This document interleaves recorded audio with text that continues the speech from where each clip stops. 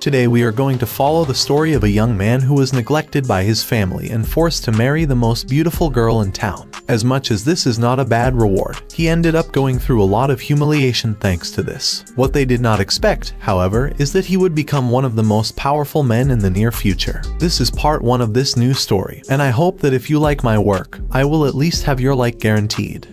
The story begins with our protagonist, Han Sang-kyun, receiving a good slap from his beloved wife, who said that it was already enough. To better understand why all this happened, we need to go back 3 hours into MC's past. We see that the protagonist was being called back to his royal family, but he was telling the butler of the Han family that from the looks of it, even the famous family he had come from was afraid that no one would succeed in their lineage. The reason for MC's rebellion is because 3 years ago, his grandmother was afraid that he would threaten his brother's place as heir. So she took him out of the family, forcing him into the Zuo-su family. Thanks to them, he has suffered all kinds of cynicism for the past 3 years, and asked the butler if he simply wanted him to accept a simple apology to return to the family. However, he told the servant to get out of there immediately, and it would do no good if he begged him to come back. Furthermore, the young protagonist told the butler to send a message to his parents, that he, Han Sang-kyun, only wanted to be a coward in peace, and he also wished that no one from his old family would come to bother him.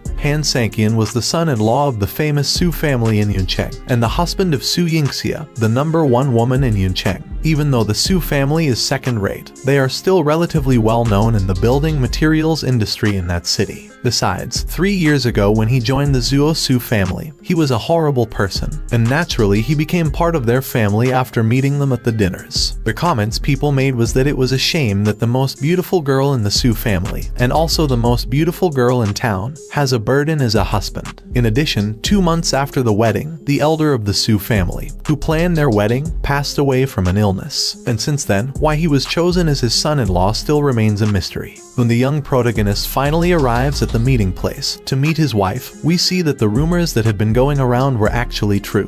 She is indeed very beautiful. Apparently they were going to a celebration party, probably for her grandmother's birthday, and she told them to go to the party right away. But she told him to be careful what he said, because even if her relatives acted sarcastically and ridiculed her, she could still handle it. As soon as she arrived at the salon, some people started to comment that she should have paid more attention not to be late, since it was her grandmother's birthday. Before long, people started commenting about her husband, wondering why he didn't have a job yet, since he looked good. But as always, there are some people who end up commenting on unnecessary things, but one of them in particular was that the protagonist was the one doing the housework in his house. Since every manhwa has to have a cattle manure to slow people down, this man showed up early apparently, and asked if what MC had in his bag was a present for his grandmother. Humbly, the young man answers yes, and it had been specially picked out from the gift store. But soon the human scum started mocking the protagonist, saying that it was his grandmother's 80th birthday, and asked if he would really give it to her as a present. And it didn't take long for the being that I won't mention the name to brag that he was giving a much better present to his grandmother. Soon he pulled out an aged pure, saying that it was worth a total of 880,000 yuan, and a pure from what I quickly looked up is a Chinese aged tea or something. Upon hearing the value of it, people started to be impressed, as usual. But soon MC's wife said that it was enough, and there was no need for him to be showing off so much. But the guy from before simply ignored everything MC's wife had said, saying that he was not obligated to be humble in front of a being who was not even usable in society. In addition, she also said that she just didn't think he valued his grandmother's birthday. And she also told the pretty lady that he was just an ignoramus. This left the protagonist with an enormous anger towards the young scum. However, when the non-usable being actually asked if her sense of pride was gone from staying with MC for so long, he quickly decided to act and defend his wife. According to Sang-kyun, the fly's pure was not right. Trying to disguise it, he took the pure away from the protagonist and said that it was a gift from his grandmother, so he wasn't allowed to touch it.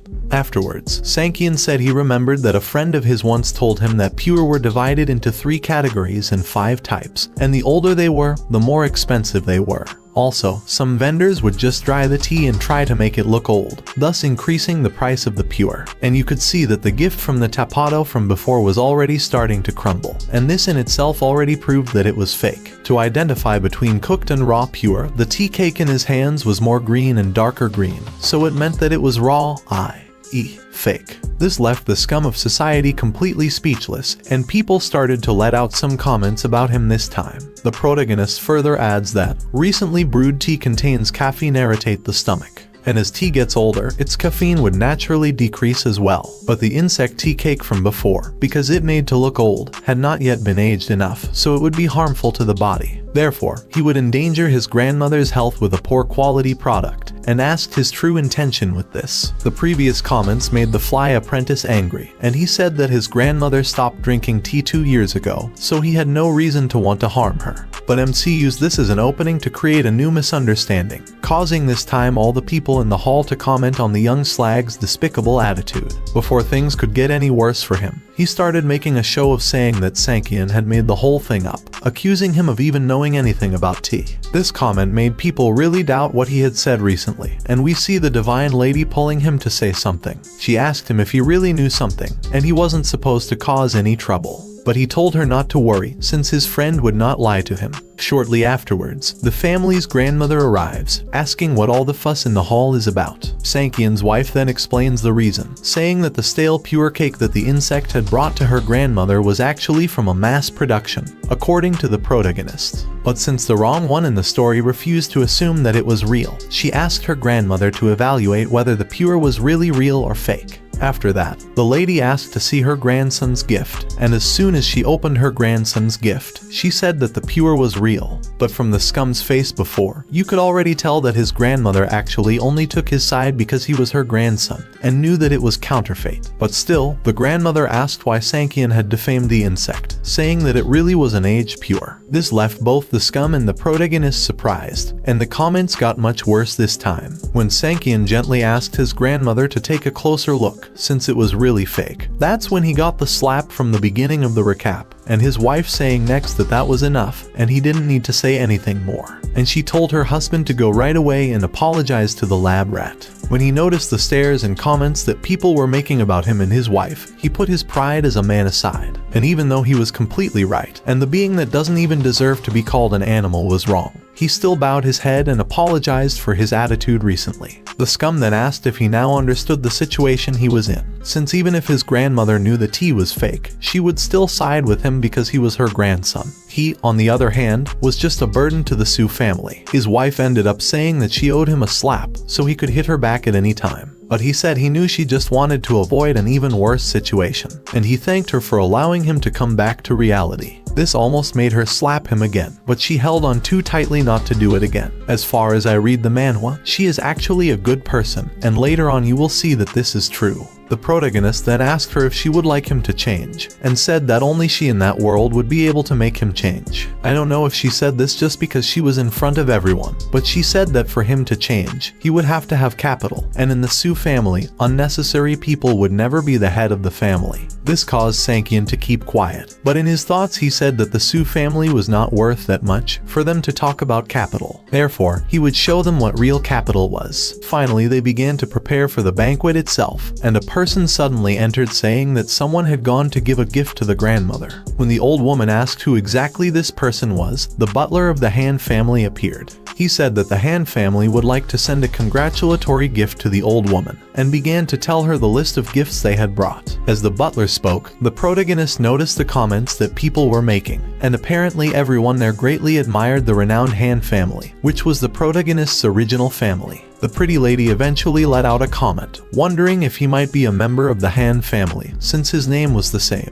But he soon put that possibility aside. However, he told himself that it had been 3 years since he had joined the Su family, and now he was doing things in the hope of impressing them. But things were already going too far. To finish the list of gifts, the butler said that in that amount of money was an amount of 8.88 million yuan. The old woman, seeing that huge amount of money, asked if all that was payment to marry one of the family's daughters, and also asked which son of the Han family the butler was representing, and if this was really a bride price from the Su family. Bride price is when you pay a woman's family because you are marrying her, or something like that. However, the butler just says that since they were late, they were only responsible for delivering the gifts and nothing else. Therefore, they wished her blessings from above so that she could live a good life. Some people ended up commenting that now all that remained was to know who that amount of money was for, and also who was the girl who had been blessed to become the new bride. However, a poison rattlesnake then appears, saying that she would be the best suitor, and this treacherous anaconda was none other than the cousin of the protagonist's wife. The girls in the salon ended up being disgusted by this rattlesnake, and the scum from before said that all the girls would have a chance, except for the person who was decorated as the #1 beauty in town. In addition, the bug still offended the protagonist, and now she could only look at the others by marrying successful and important people. Unfortunately, she ended up putting up with these comments from the dirty cattle without saying anything, and her cousin complimented them with some comments as well, thanking her for marrying early and leaving the place to her.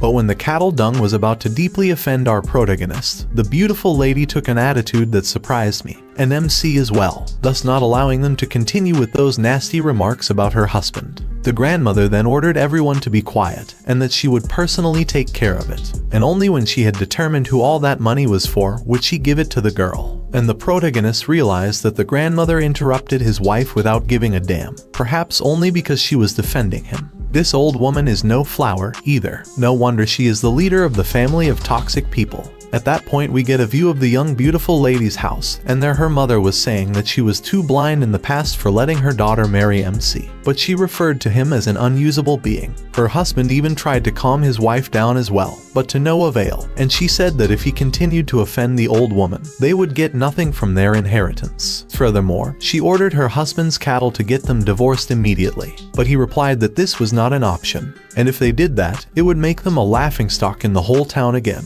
Meanwhile, the protagonist just listened to everything from behind the door until the beautiful lady finally said that she would not divorce him. The toxic boa that was her mother asked if she had gone crazy, but she said no, and even if he wasn't promising, he at least worked very hard. And for the last 3 years, all his homework he did on his own. As much as she despised what he had done in the past, she never hated him. Not to mention that the grandmother would never let them get divorced, not least because the old woman saw that the face of the Sue family was more important than all of them. The protagonist then decided to take action, and in his thoughts he apologized to his wife for her going through all this. Soon he made a call to his mother about the thing she had sent someone to talk to him about earlier. As soon as he entered his and his wife's room, he realized that something was wrong with her, and she asked why he didn't knock on the door before entering. Just looking at the beautiful face of this young lady broke my heart in half. He then asks his wife if she would like him to change, and she asks what he thought, and also why he didn't understand things. In addition, we see a tear of her falling exactly on the shoes of the protagonist, and she says that he had told her the day before that only she had the ability to make him change. He seriously replied that she was completely right, and she, with a lot of pain in her chest, replied that she no longer wanted to be belittled by people and would like to live a life with dignity. Furthermore, she wanted all the people who looked down on her to repent, asking if her husband understood her pain, with that she deserved to be called a divine lady, and something tells me that in the future she will still be very good to him, so I name her Divine Lady from now on. And to comfort his dear wife, he just hugged her and said that everything was fine. A few days later, he went to talk to his mother in person, and ended up releasing a comment that he did not imagine that his youngest son would one day be useful in the Han family again. And apparently not even his mother knew it. She reveals to her son that she was really happy that he had come to visit them, and his grandmother said that she had to take him back since his father was strictly ill and his older brother was in jail. For that reason, only he could support the Han family now. Since it had been 3 years, he was wondering why out of the blue she had remembered him, and asked his mother if finally his brother could no longer keep his mask. With no answer to this question, his mother only answered that she knew what had happened to him in the last 3 years, and knew that it had not been fair.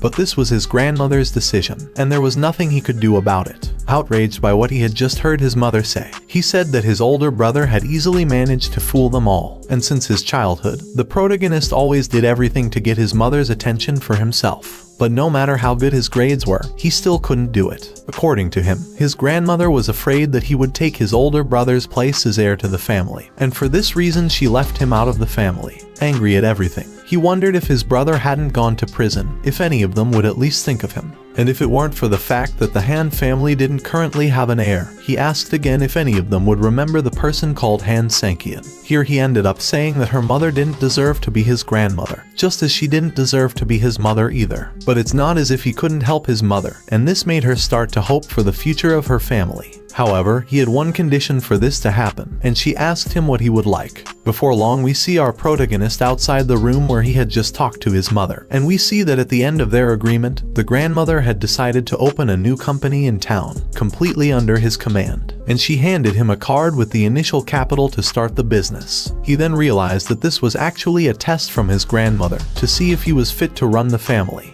But of course he was willing to show her who has the right to be heir to the Han family, and the consequences of having underestimated him, swearing then that whatever the Han family owed him, he would pay back. 3 days later, rumors of a big storm approaching the city spread among the elite families of China, and the Yanjing Han family established a company in the city. From people's comments, you could already tell that the Han family was very famous, and apparently known throughout the city. In a kind of meeting with the Divine Lady's family, we see that the girls comment that the bride price given to them 2 days ago was probably from the big Han family. And the rattlesnake appears again, saying that she was about to marry into a very rich family. As this was not enough, she started to say a few things in an attempt to provoke the beautiful lady, but this ended up failing completely. Soon the old supreme rattlesnake arrived next at their meeting, and finally she opened up on their real goal, to try to do business with the new company that the Han family had just opened. Since they were in the building materials business, it would be beneficial for both sides if they could make that partnership.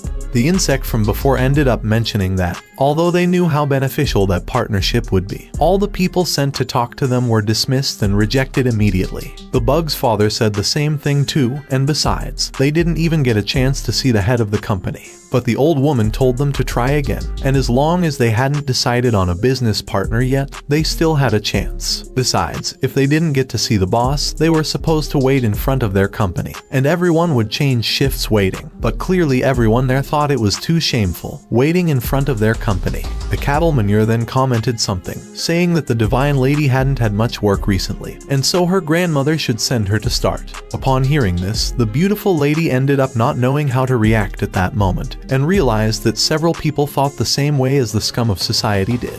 After hearing what people said, the old woman asked if she would like to go, and just as she was about to answer, she received a message on her cell phone. The message was just from her husband, who told her to strive for opportunities and negotiate cooperations with Quanshui Industries. In her thoughts, she wondered if he was really telling her to take that stupid job, since he didn't even explain the reason for all this. However, in the situation she was in, she could not simply refuse. Not knowing what to do, and still unsure, she swallowed her insecurity and said she would do it, and only this time would she believe the protagonist. After that, she answered her grandmother firmly, saying that she was willing to take that job. The scum from before said he hoped she hadn't made an empty promise, since she shouldn't miss the opportunity to meet with the head of the Cayenne industry. The scum's father apparently was exactly the same as her son, and said that it made no sense for them to keep her in the family if she continued to screw things up again. No wonder the insect has someone to pull on, since it seems that everyone in his family is like that.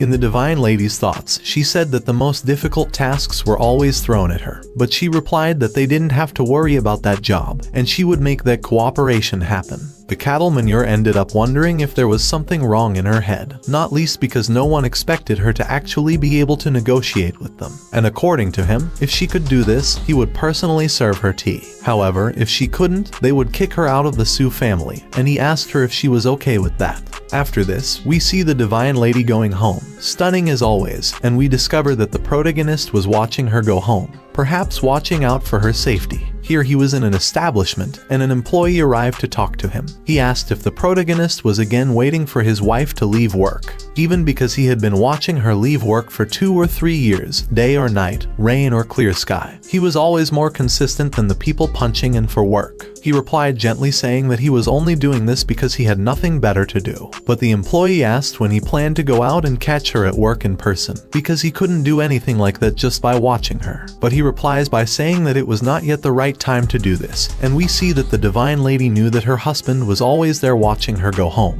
The official asked MC why he married into the Su family, since he didn't seem to be an ordinary person. When Sang-kyun comments that by the looks of it he ended up getting very famous over there, the official just said that he didn't mean it in a bad way. but he was just curious since normal people couldn't stand it for long, and asked how he managed to put up with all that injustice. Sang-hyun then replies that because of him, his wife was always made a joke of by the Soo family. But despite all this, she was hardworking, strong, and she still kept the responsibilities to herself. That being the case, what he suffered, compared to her, was not even worth mentioning. As soon as he arrived home, the Divine Lady's mother was scolding her for having accepted the challenge of the insect that tormented the lives of people in society, even because his objective was precisely to get them out of the Soo family, so that there will be fewer people to share the family property. Her father apparently was already getting desperate, wondering how they would survive if they were kicked out by the Soo family. But she just replied that she wouldn't know if she didn't try, and the protagonist, as he approached the beautiful lady, told her parents to trust more in his wife's abilities, and she would surely be able to do it. However, the old rattlesnake ended up offending Sang-hyun and told him to do what he should have done already, which was dinner. But as soon as he withdrew, the Divine Lady also decided to withdraw and left his mother talking to herself. While he felt a suspicious look from his wife, he continued to make dinner until she finally plucked up the courage to say something and asked him if on that particular day he had waited for her to leave work outside the company building again. And from his reaction you could already tell that he did. Since there was no way for him to deny this fact, he assumed that he had been discovered. And she said that from now on, he was no longer to hide and wait in a restaurant. This made him upset, thinking that his wife would now get rid of him as well. But to his happiness, she continued to say what she had not finished yet, and told him to pick her up directly in front of the company, and they would go home together from now on. Surprised by what he had just heard, he asked her what she had said, but she replied that she would not say it again. Sang-hyun happily asked her if she was serious, and she asked if he didn't want that. But of course he replied that he wanted it very much. Although the dinner burned, he told the Divine Lady not to worry about her meeting the next day, not least because the head of Kwanchui Industries was his colleague, and they were close friends. And once he leaves with a smile on his face, I believe the Divine Lady must have felt a little more confident after this support from him. The next day we see the insect from before talking on the phone with someone who was not important in the story, and we could see that he was working together with the treacherous boa constrictor. She asked her partner what was so funny, and he told her what the beautiful lady had asked her husband recently. That was for him to pick her up every day from now on at her work. This made even the rattlesnake laugh, thinking that she had finally given up once and for all, and couldn't wait for her to be kicked out of the family. But a hint of doubt still rose in her thoughts, and she asked the scum what would happen if by some chance she actually managed to make a deal with Kwanchui Industries, and he just told her not to worry, because he had another plan to get her out of the Soo family, as long as the rattlesnake was totally on his side when it happened.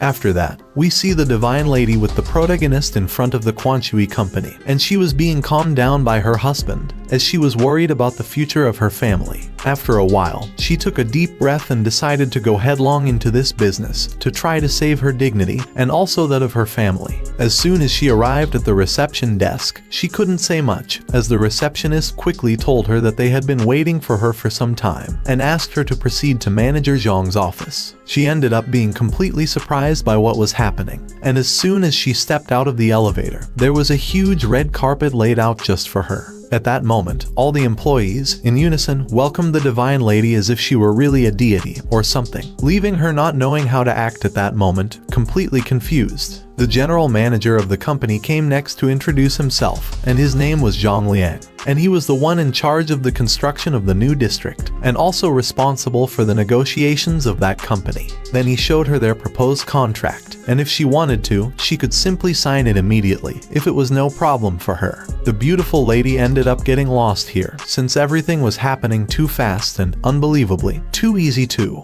She even wondered if she could really sign it, not to mention that there were several other things she still had to ask, and she had no idea why all that showed just to receive her.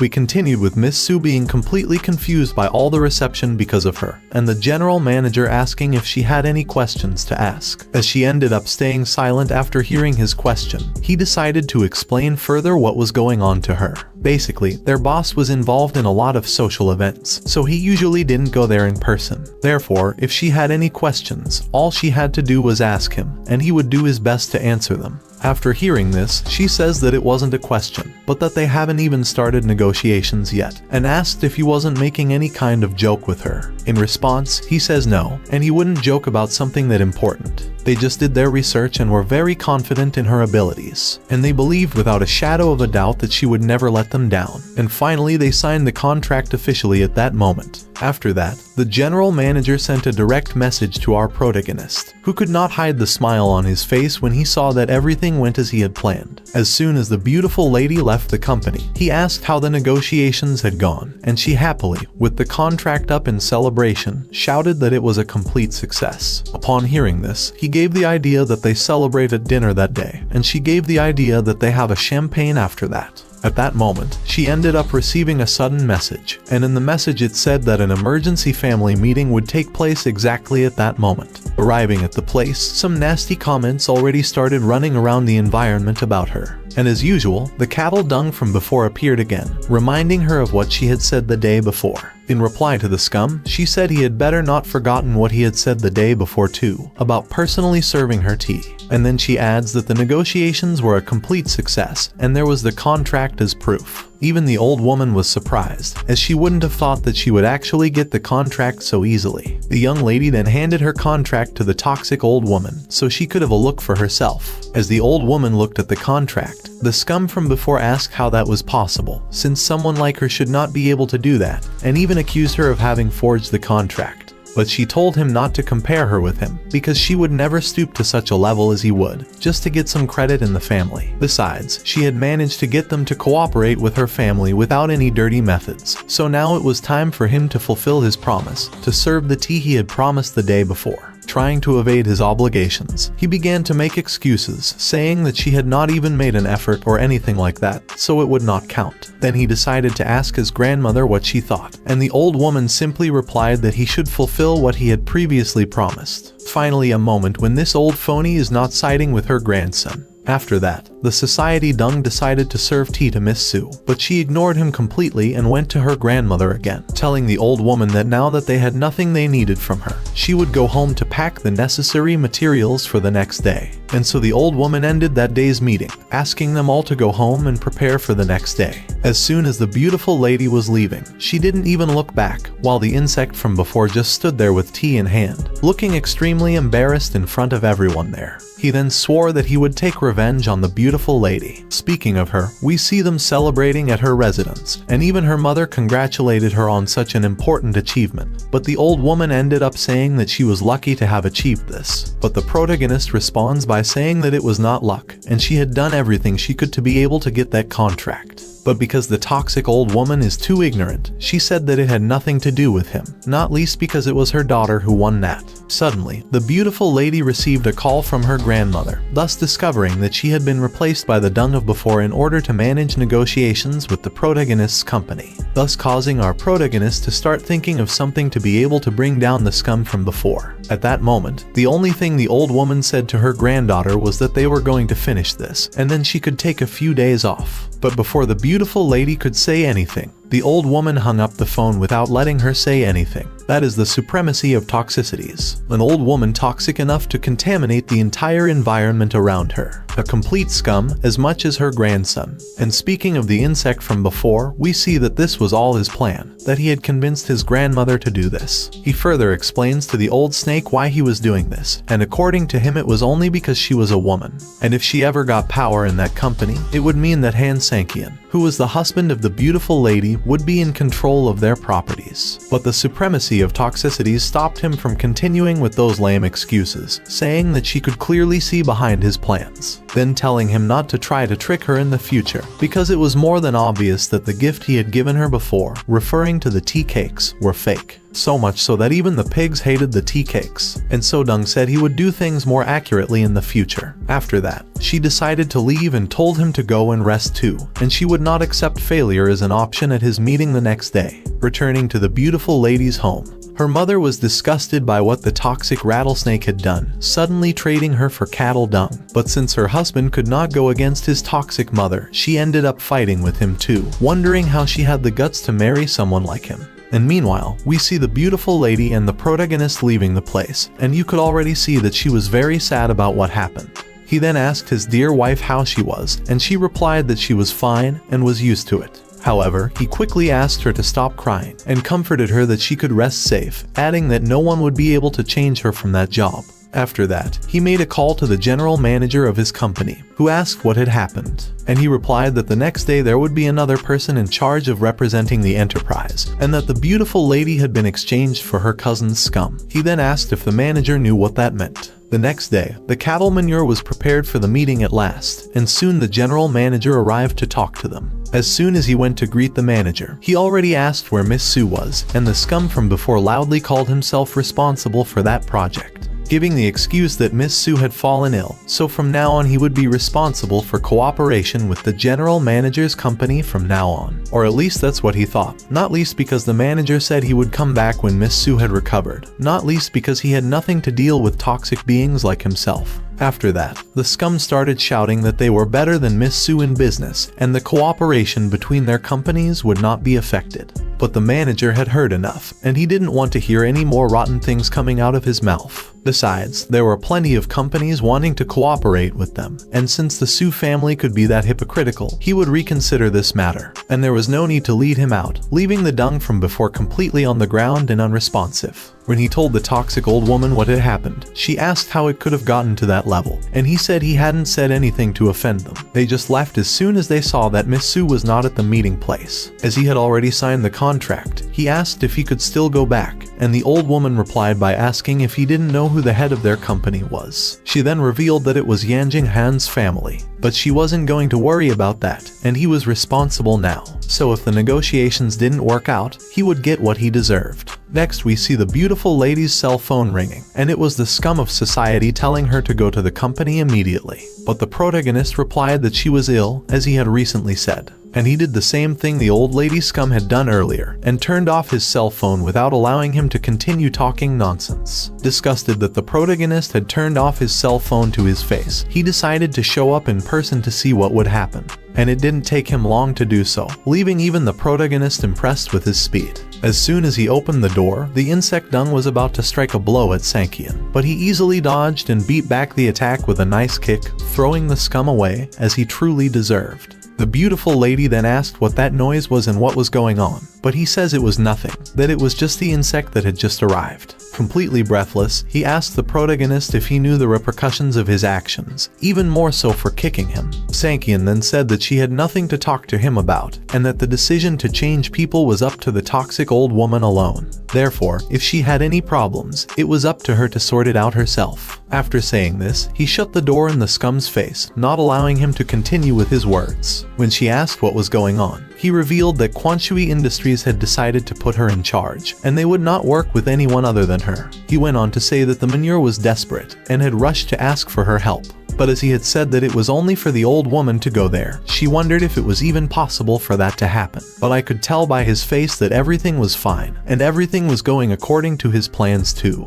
When her mother found out what the protagonist had done, she started praising him negatively, saying that there was no way the old woman would go personally to ask Miss Sue to take over the business again. But the beautiful lady finally took the lead and defended her husband, saying he had done it only for her sake, and pulled him aside so they could go somewhere else, away from that toxicity itself. In their room, he thanked her for taking his side, even though he was used to it, so she didn't have to do it anymore. When she heard that, she asked why he was smiling, then said that he was clearly responsible behind the scenes for her getting that contract. She also asked why he didn't say anything, since he was once again humiliated for no reason. But he said that she had been humiliated much more than he had, so he had no right to say anything. With that, he made her speechless and just told them to go to sleep.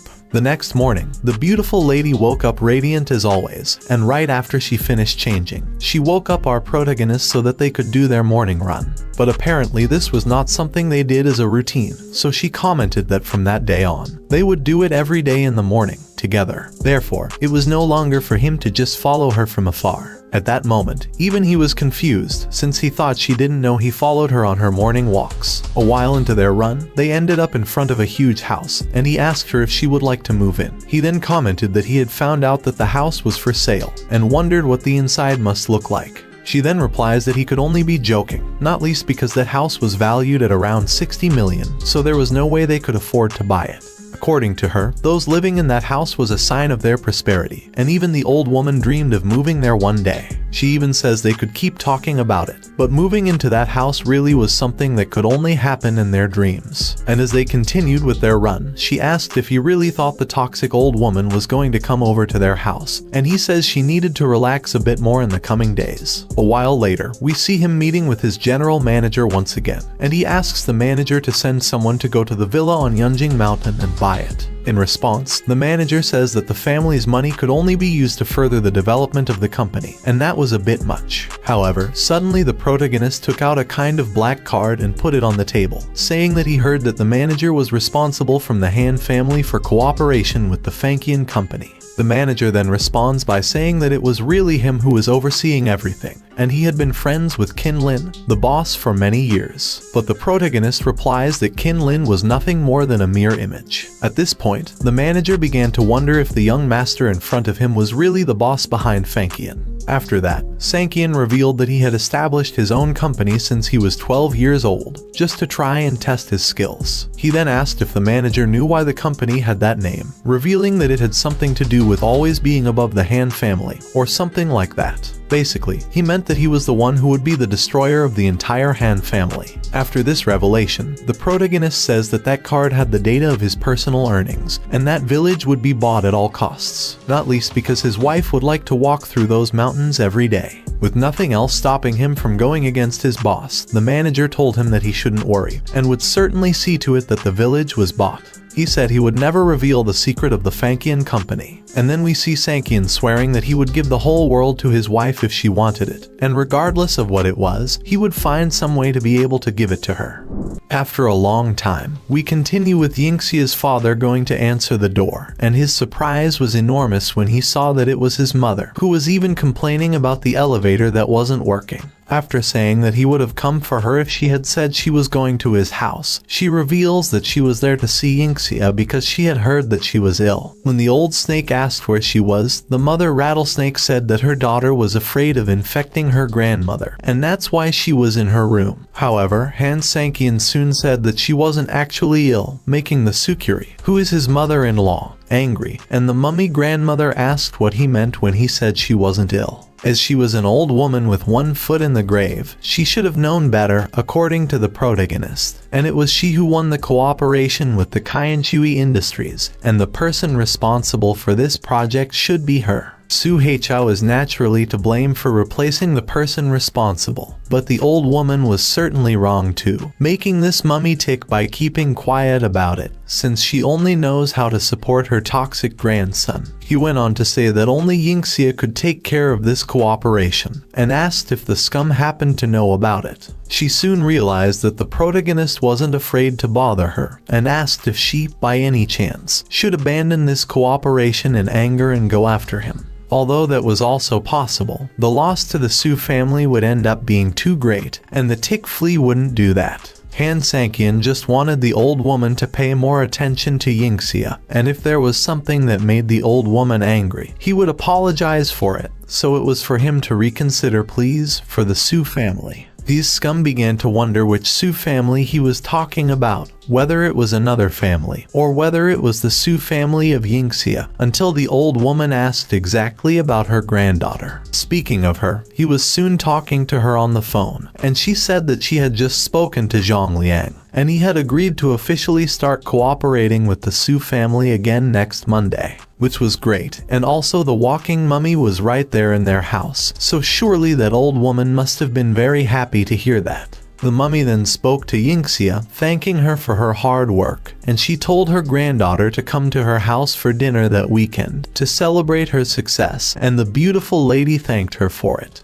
The flea soon decided to leave too, and as she was leaving, she told Sankian not to wait 3 days out of respect, but she gave him a warning, and he'd better not covet the Su family in the slightest. But the protagonist only asked the zombie tick to keep her safe, because he had no interest in the Su family estate itself. Sunday had arrived, and they were at the Su family residence, in the garden, and someone was commenting that this cooperation with Kaianshui Industries had made great contributions to Yingxia. The old woman said that her granddaughter would also be in charge of the Western City project that would cooperate with Kainshui, and that this would be one of their biggest recent projects, and everyone hoped that she would be able to handle it. Clearly, the insect dung, along with another toxic snake, were simply disgusted with the First Lady's success, and the mummy told everyone there to enjoy their lunch. However, she told her granddaughter that she was supposed to stay, because we soon see her talking about the First Lady and Sankian, and the relationship between husband and wife had been great recently. However, the walking mummy started bad-mouthing the protagonist, saying that he had a different surname, and she was always told to be cautious with him, and to think about the Su family's assets, and a defensive heart was indispensable. While the old woman was bad-mouthing him, he was provoked by the First Lady's cousin, who was trying to cause a stir at all costs. In Yingxia's mind, she was saying that the old woman didn't know anything, because the man she was bad-mouthing was the one who had helped her in that cooperation. Responding to Mummy Tick, she just said that she would do things herself, and Yingxia's father said that the action to sell the mountain villa was over. On asking who bought it and how much it was sold for, we found out that it was around 100 million, and the protagonist commented that the villa she was after had just been picked up.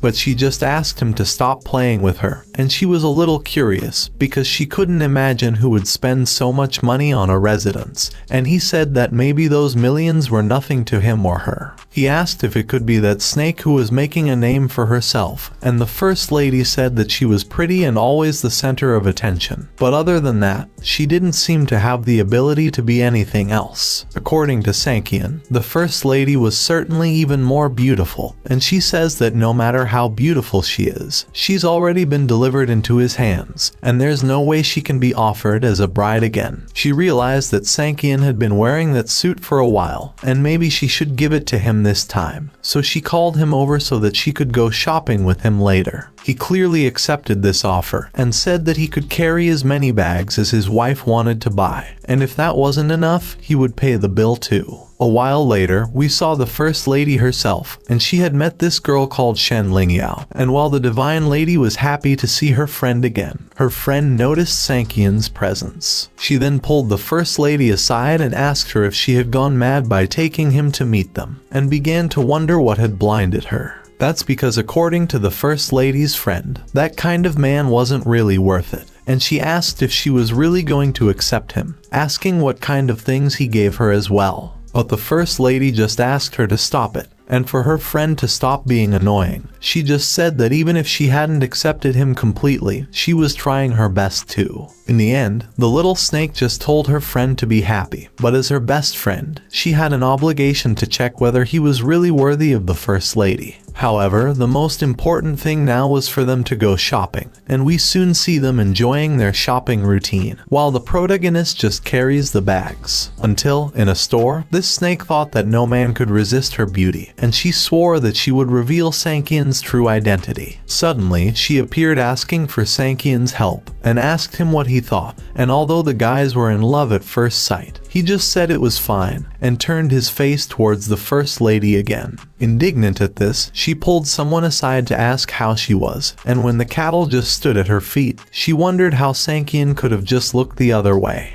Even so, she wasn't about to give up just yet, so she kept changing her clothes in an attempt to attract the young protagonist's attention, but nothing worked. Until it was his wife who appeared to ask his opinion, and he quickly turned his attention fully to the First Lady, and she, charming as ever, asked him what he thought. Clearly his reaction was very different with his wife, not least because he could be more open with her, and according to him, that outfit was specially made to be able to exalt Yingxia's beauty, leaving the girl from before completely floored. Even she didn't believe it, because he was completely indifferent to her, and the First Lady thought it best to buy that one then, and the snake from before told Yingxia that perhaps her husband didn't really like women. When she asked what her friend was talking about, a toxic anaconda appeared and simply pulled out the dress that the First Lady had chosen to buy, saying that she was going to buy it. Then the little snake asked what was wrong with that failed zombie project, because it was exactly Yingxia who had tried on that dress before. You could see that this was just barbecue meat of the worst quality, and the cattle there were the ones who were unusable and disposable, who were just being dragged into the abyss thanks to the toxic being that was with them. According to this fly tick, the dress the first lady tried on was dirty, and if it happened to be bought by poor people like them, that piece of clothing would surely be nothing more than garbage. In addition, the disgusting woman said a few more things, but it was clear that not one of them was willing to take that lying down, so the Sukurian decided to ask the saleswoman what she thought of it.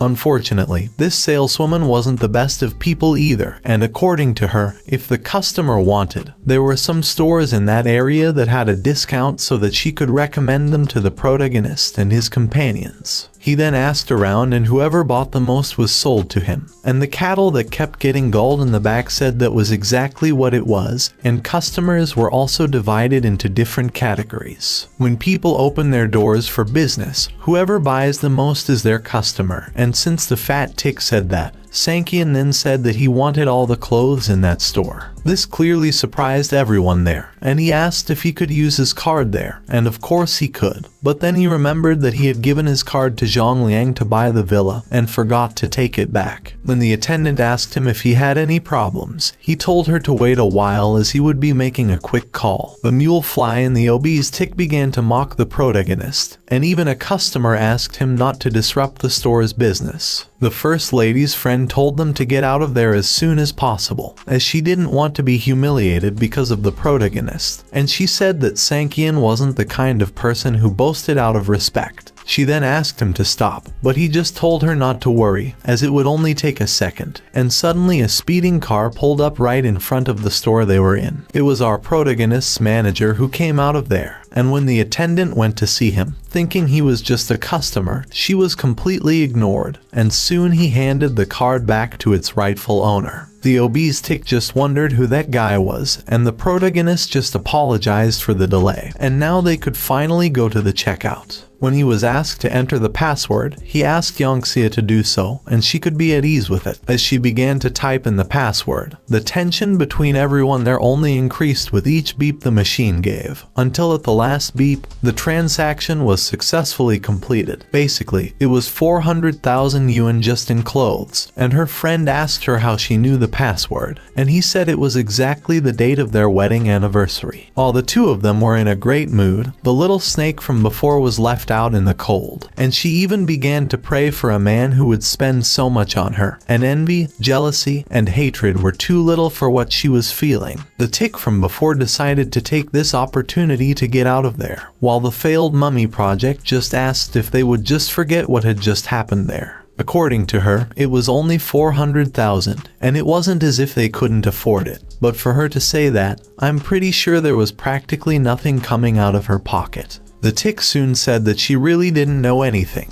because the person who went there with that card was the same person who spent 100 million to buy that villa on the mountain. And even he was afraid of discovering the identity of the protagonist. Shortly after buying the clothes, he asked her to take everything that was their size, and the rest wasn't necessary. But the little snake wanted the rest for herself all the same. When the manager asked for the delivery address, he added something, saying that he had discovered that some of the sales clerks were not qualified, and this was not good for her business, and it was good that she dealt with it sooner or later. Then soon, we see the manager who belittled the protagonist before being completely fired, and her career in these clothing stores being ruined. At Yingxia's residence, we see her looking at her cell phone after a good shower, and it seems that her friend had left her a voice message. Suddenly, the audio was of her friend screaming, saying that she had fallen in love, and they soon realized that there was a video in that message too. When the first lady comments on a man playing the piano, the protagonist immediately breaks out in a cold sweat, and even though the image in the video is a little blurry, he's still worried. The situation only got worse when the beautiful lady commented that the person playing the piano looked very familiar to her, and he began to see his life flash before his eyes, because the person in the video was precisely him. Back that afternoon, just after leaving the clothing store, the first lady's friend pulled her to go to the restroom, and she told Sankian to wait for them a little further along the shopping area. The purchases they'd made had already been sent to their home, and when they went out to buy things, a car was really convenient, and it looked like it was time to get a vehicle. Sang-hyun soon noticed the presence of a piano there, and he recognized that it was a good one, wondering how long it had been since that work of art had been played. When he was younger, after each time he was mistreated by his brother and shunned by his family, he would always go to the piano to practice and play for many hours at a time.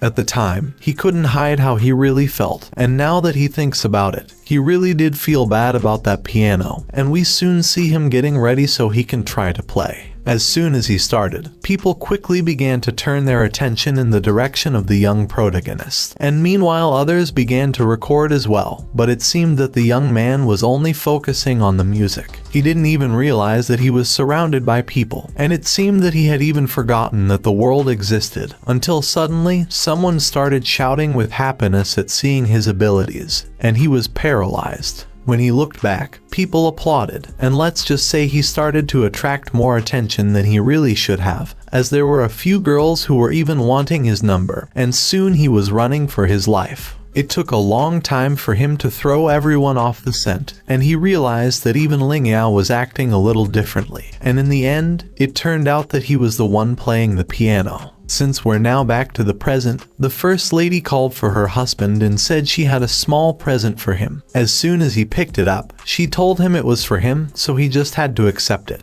as the old one was too worn, so it was time to change it. As soon as he opened it, he realized that it was a new dress shirt, which made him very happy, and she asked why he didn't try it on, since visually she didn't know what size was right for him. While he was putting on that new shirt he just won, she began to remember the boy playing the piano from the video, and realized that he looked a lot like Sang-hyun. After that, she asked if her husband knew how to play the piano, and he disguised it by asking if she was laughing at him, which made her give up on the idea. When it was finally ready, we see that the first lady ended up being enchanted by her husband. And the next day, during the lunch break, we see the first lady's friend still in awe of the pianist's video. Clearly she was getting in her friend's way, and it was just a view from behind her back. But this comment made Ling Yao angry, because her friend didn't understand anything about it. What's more, if she took a closer look at the videos of the male Ling Yao god, all the videos themselves were in the top searches, and the talented people who had been on site the day before would understand that. Speaking of which, she asked if by any chance the back of the person in the video looked a bit like Sang-hyun's, and when Ling Yao noticed her question, he just laughed and made fun of her theory. That's because, according to her friend, the male god in the video apparently had a good family, a prestigious school record, a mansion and a sports car too. Not to mention that he was nothing like the poor-looking Han Sang-hyun, who rode a small electric motorcycle. Because they were talking a lot about the protagonist, he soon started sneezing, and even he wondered if there was anyone talking about him, and we see him standing in front of a car store. The comments among the staff there weren't the best, and when he was entering the store, they were arguing over who was going to see him, because none of them really wanted to. As the comments went on, he just watched quietly, even when they ended up making fun of him. And when he went to see the A8, they started to get scared about it, as the car was worth over 1 million yuan. When he touched the car, the arrogant attendant said that since he couldn't afford it, he shouldn't touch it, but he just ignored everything, and he was going to buy that car for cash. When they saw that black card, and now the fight was just to see who would get the commission on the car, but he told the beginner to do the procedure for him, while the others were depressed about losing the commission. Suddenly, we see the protagonist arriving at the store where he normally waits for his wife, and we soon see him very different this time, and even the guy who used to talk to him was surprised to see him like that. While serving tea, he congratulated him on the new car, and he had known all along that the young man was no ordinary person, and was like a dragon who finally wanted to fly again. Sang-hyun then asked if it wasn't exactly that young man, who was the boss, and the green-haired one just tried to disguise it, asking what he had specifically to look like. According to him, every family has its own circumstances, and the protagonist was doing this for his wife, just as the green-haired man was. Pleased with the guy's response, the protagonist then commented that now he had mentioned his wife, he presented his new shirt that he had won from his wife. The local boss then commented that the shirt was really good and suited him, and once again Sankian said that he had gotten it from his wife, and he finally realized that the young protagonist just wanted to show it to him. Getting into the game too, he decided to show something he had under his shirt, and it was a kind of heart embroidered by the protagonist's sister-in-law, probably referring to his wife, handmaid. This time, it was the protagonist's turn to realize that he was doing it because he was showing a great deal of affection for his wife, and the two of them seemed to get along well, and soon someone ended up cutting them off. This was exactly the green-haired man's wife from before, who was telling him to get back to work, and as he ran off, the protagonist was put off by the situation. She then comments that it looks like the two of them were having a lot of fun, and she remarks that his new shirt was very energetic, and his wife had a great view. At the end of that day, we see the first lady in awe, because there was Sankian with a brand new car in front of her, and she asked where that car had come from, and the answer was clear: he had bought it with his own money. As soon as she heard this, she realized that he was hiding something that she didn't know about yet, but he only disguised it, and it was precisely her cousin's insect that appeared, jealous of the sight of that car. When he left, he told them not to let the donkey dung get the protagonist and Yingxia, and once home, her parents were amazed, thinking that their daughter was already earning a lot of money.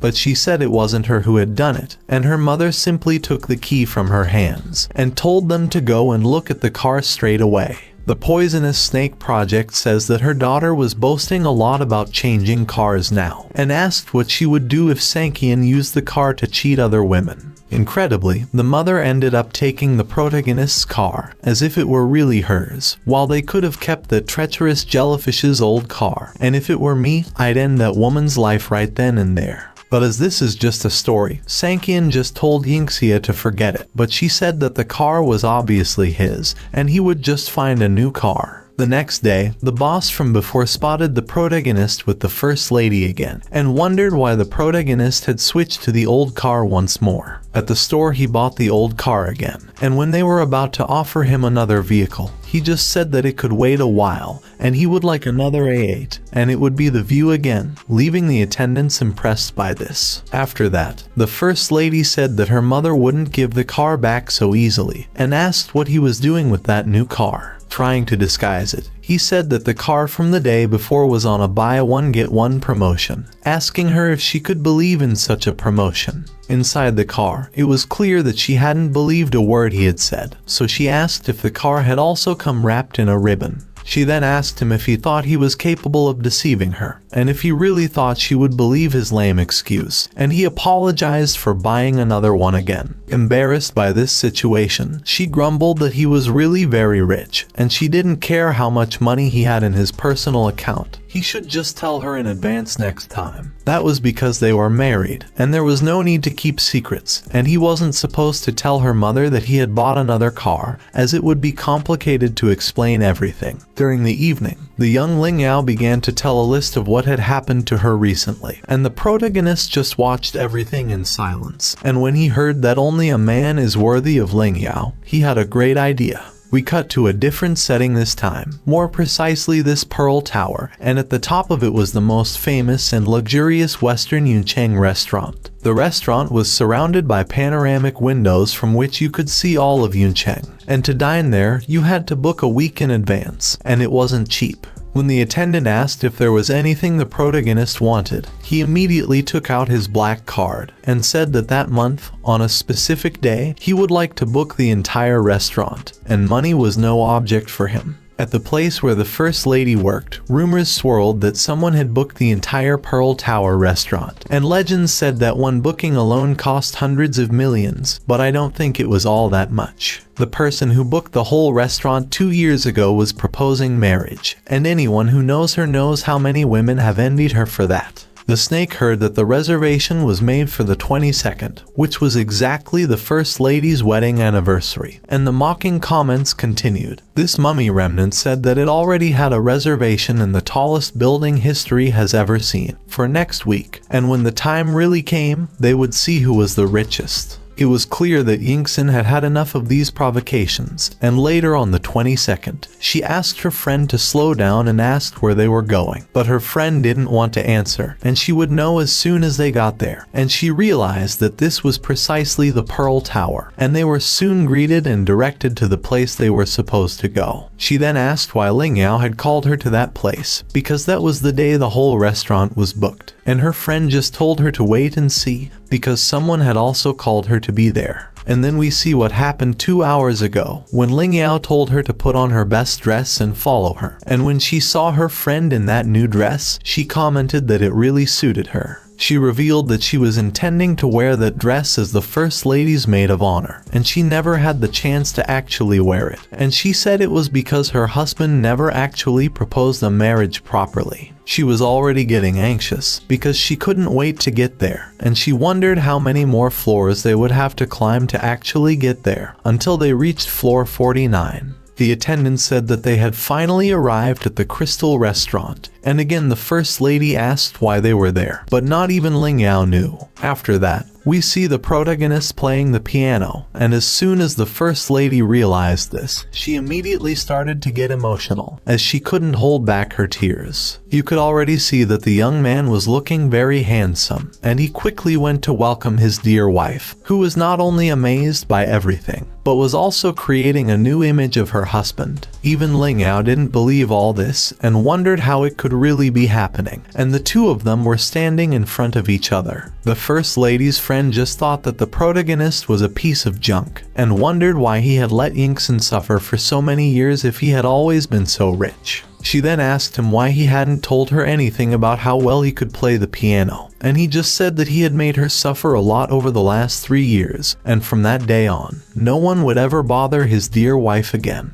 She then wonders if this would happen even if he knew that they called him a wimp behind his back, and also if he knew how uncomfortable she felt after hearing those words. But hugging his wife in order to comfort her, he knew this very well, and in the Yucheng shopping center, we saw the images broadcast throughout the city, and people were amazed to see such a scene with their own eyes. In the hotel lounge, the rattlesnake who was always teasing the First Lady couldn't wait to find out who had booked the whole restaurant, and wondered who was with young Master Han. She thought it might be Yingxia, but apparently she refused to accept that it was really true. And the next day, we see the First Lady completely happy. The comments apparently continued to flow, but she didn't let them get to her, and as soon as she was near the snake from before, the snake said in its thoughts that the woman in the tower the day before couldn't have been the First Lady. Taking the envelope from the rattlesnake's hands, the First Lady said that it was now the snake's turn to go to the east side of the city for an inspection, and when it returned, it was to report directly to her. Then the rattlesnake asked what kind of joke that was, and if she happened to know how the restaurant incident the day before had embarrassed the Su family, and yet the First Lady had the nerve to push it on her. She soon apologized for this, but she was in person at the restaurant itself, and if she didn't want to go, that was fine. She would just have to ask her grandmother to find her a new assistant, and the rattlesnake could go home to rest. In the First Lady's thoughts, she told her dear husband that she would never let the Su family pull them down again, and the Mummy Project apparently didn't like what the First Lady had said. She commented that if Yingxia's grandmother happened to find out that she was at home and idle, she might well rip the snake's skin off, and asked what Yingxia was really planning. But it was only a run to the construction site, and it wasn't anything too strenuous, and she wore it all day, apart from the extreme heat, sore feet and tiredness, but it still wasn't a big deal. The zombie flea told the First Lady to remember that, and when she married into the Han family, she would pay for it for sure. But now the First Lady was dying to see that mummy try, if she was able to, of course.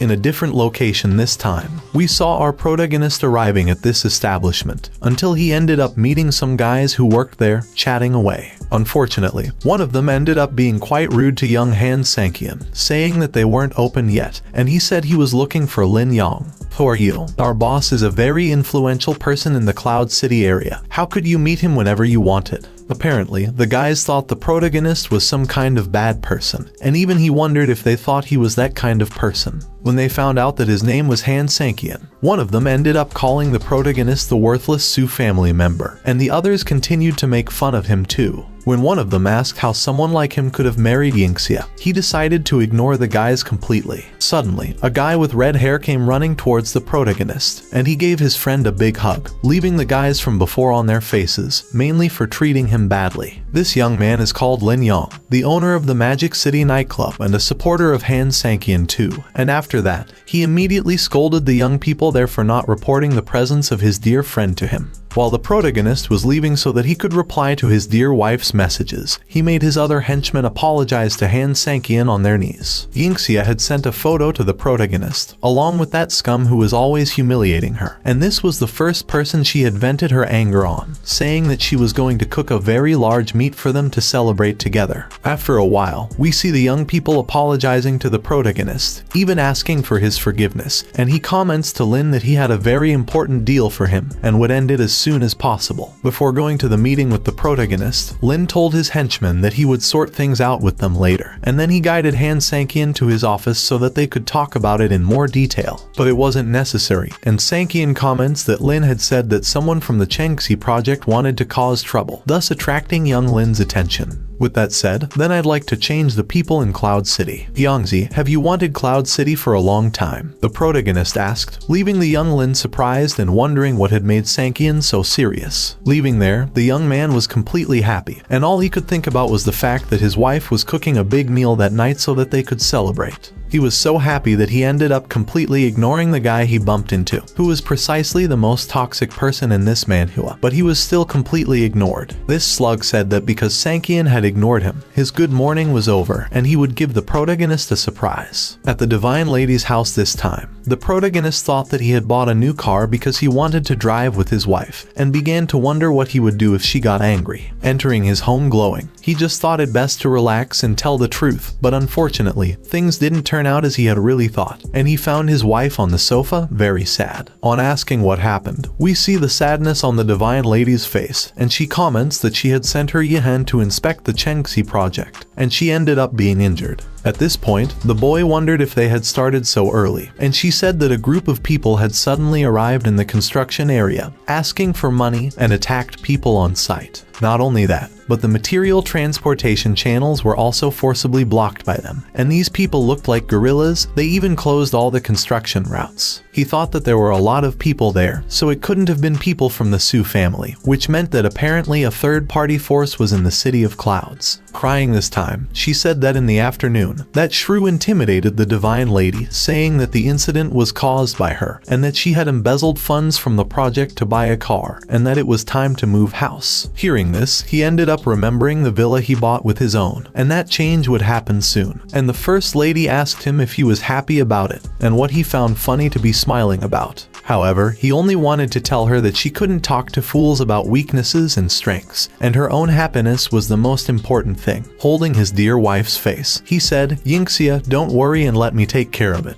because this was probably set up by someone." The Divine Lady responds by saying that Su Heichao, being the insect that bumped into the protagonist earlier, found some evidence about it and asked her to meet him the next day so she could negotiate. At the Yuncheng nightclub, there was the insect enjoying the evening, and he was talking to this Manhwa, who said that his staff had already taken care of the matter requested, and he asked if he could really have Yingxia if he followed his instructions. The dung of the Divine Lady's cousin was trying to use her as a bargaining chip, handing her over to a worthless scumbag, and he said he would take her with him the next day to the Dung's house. Speaking of the manure itself, he wondered if Su Heichao was reckless, not least because he was part of the Su family, but was making a secret deal with him right now. With that, the insect tried to disguise itself, and in his thoughts, he knew it wouldn't be easy to fool the dung in front of him, and he said something about Han Sankian having a wedding, but he still couldn't reach Lin Yang. But he was quite wrong about that. The other immediately asked what had happened to Lin Yang, and told Heichao that he was doing his best, and surely he was still hiding information. But the story said that it wasn't quite like that, and he only said that Han Sankian left the Magic City that very day, and he and Lin Yang were talking and laughing too. The next day, in fact, the First Lady asked her husband if he really wanted to go as her assistant, and it was definitely the best choice he had ever made in his life. He just said that she had to believe him, and she wondered if she had been deceived, even though she believed in him very much. Not to mention that he had also asked her to dress like that, and then he had gone to the beach to meet someone. After everything, she just decided to let things flow, and while the protagonist was getting up, he ended up receiving a message saying that everything was ready. Helping his wife out of the car, he was determined to let the insects see his love, and in the room itself, they ended up meeting just the insects from before. The divine lady ended up being surprised that just that person was there, and even though Han Sang-kyun was standing right there, the young man who had been fooled asked who that was next to her. Responding by holding her husband's arms, she said it was her husband, and the others there began to badmouth the protagonist as much as they could, as well as humiliating him too. Manhwa told his henchman to knock it off, as he was scaring his guest, and he told himself that he could use this chance to test whether Han Sang-kyun was really that rash. The first lady decided to take charge of the situation, and said that she had asked them to talk business, not for him to humiliate her husband, leaving even the protagonist surprised by his wife's attitude. The discard then said that they would stop chasing the protagonist if she gave him $1 billion, and not only that, no one would cause trouble for the Su family in the future, but he would also protect her, and asked what she thought of that. She realized that he was talking nonsense, and obviously there would be no conversation there, and Han Sang-kyun said that this matter was complicated, and it was impossible for people like Chen Gang to target the Su family for no reason. She finally decided to speak up, and said that she was being honest with him, so she expected him to be honest with her too, and someone rudely took the contract or something out of her hands. Reading that, the guy ended up saying something he shouldn't have, but of course the divine lady refused his request immediately, and since that was the case,